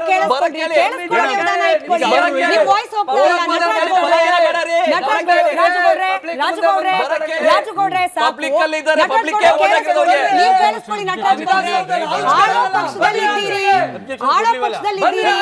ಜನರ ಸಮಸ್ಯೆಗೆ ಸ್ಪಂದಿಸಬೇಕಾಗಿರುವ ಜವಾಬ್ದಾರಿ ರಾಜಗೌಡರು ವಹಿಸ್ತಾ ಇಲ್ಲ. ಬಿಡದಿಗೆ ಬರಬೇಕು ಅಂತ ಹೇಳಿ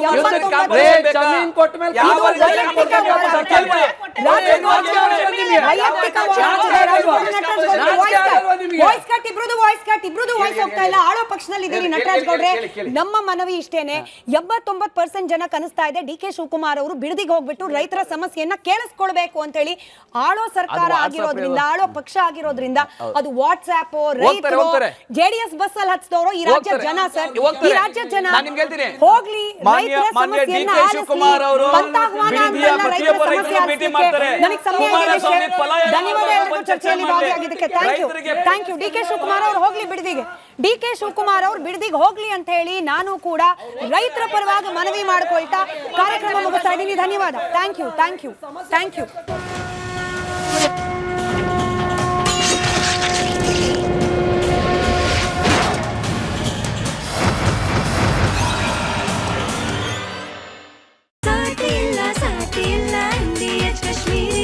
ಅರೆ ಕಡಿಮೆ ಹಾಕು ಆದ್ರೆ ಅಸಲಿ ಹಾಕು. MDH ಕಾಶ್ಮೀರಿ ಕೆಂಪು ಮೆಣಸಿನ ಪೌಡರ್.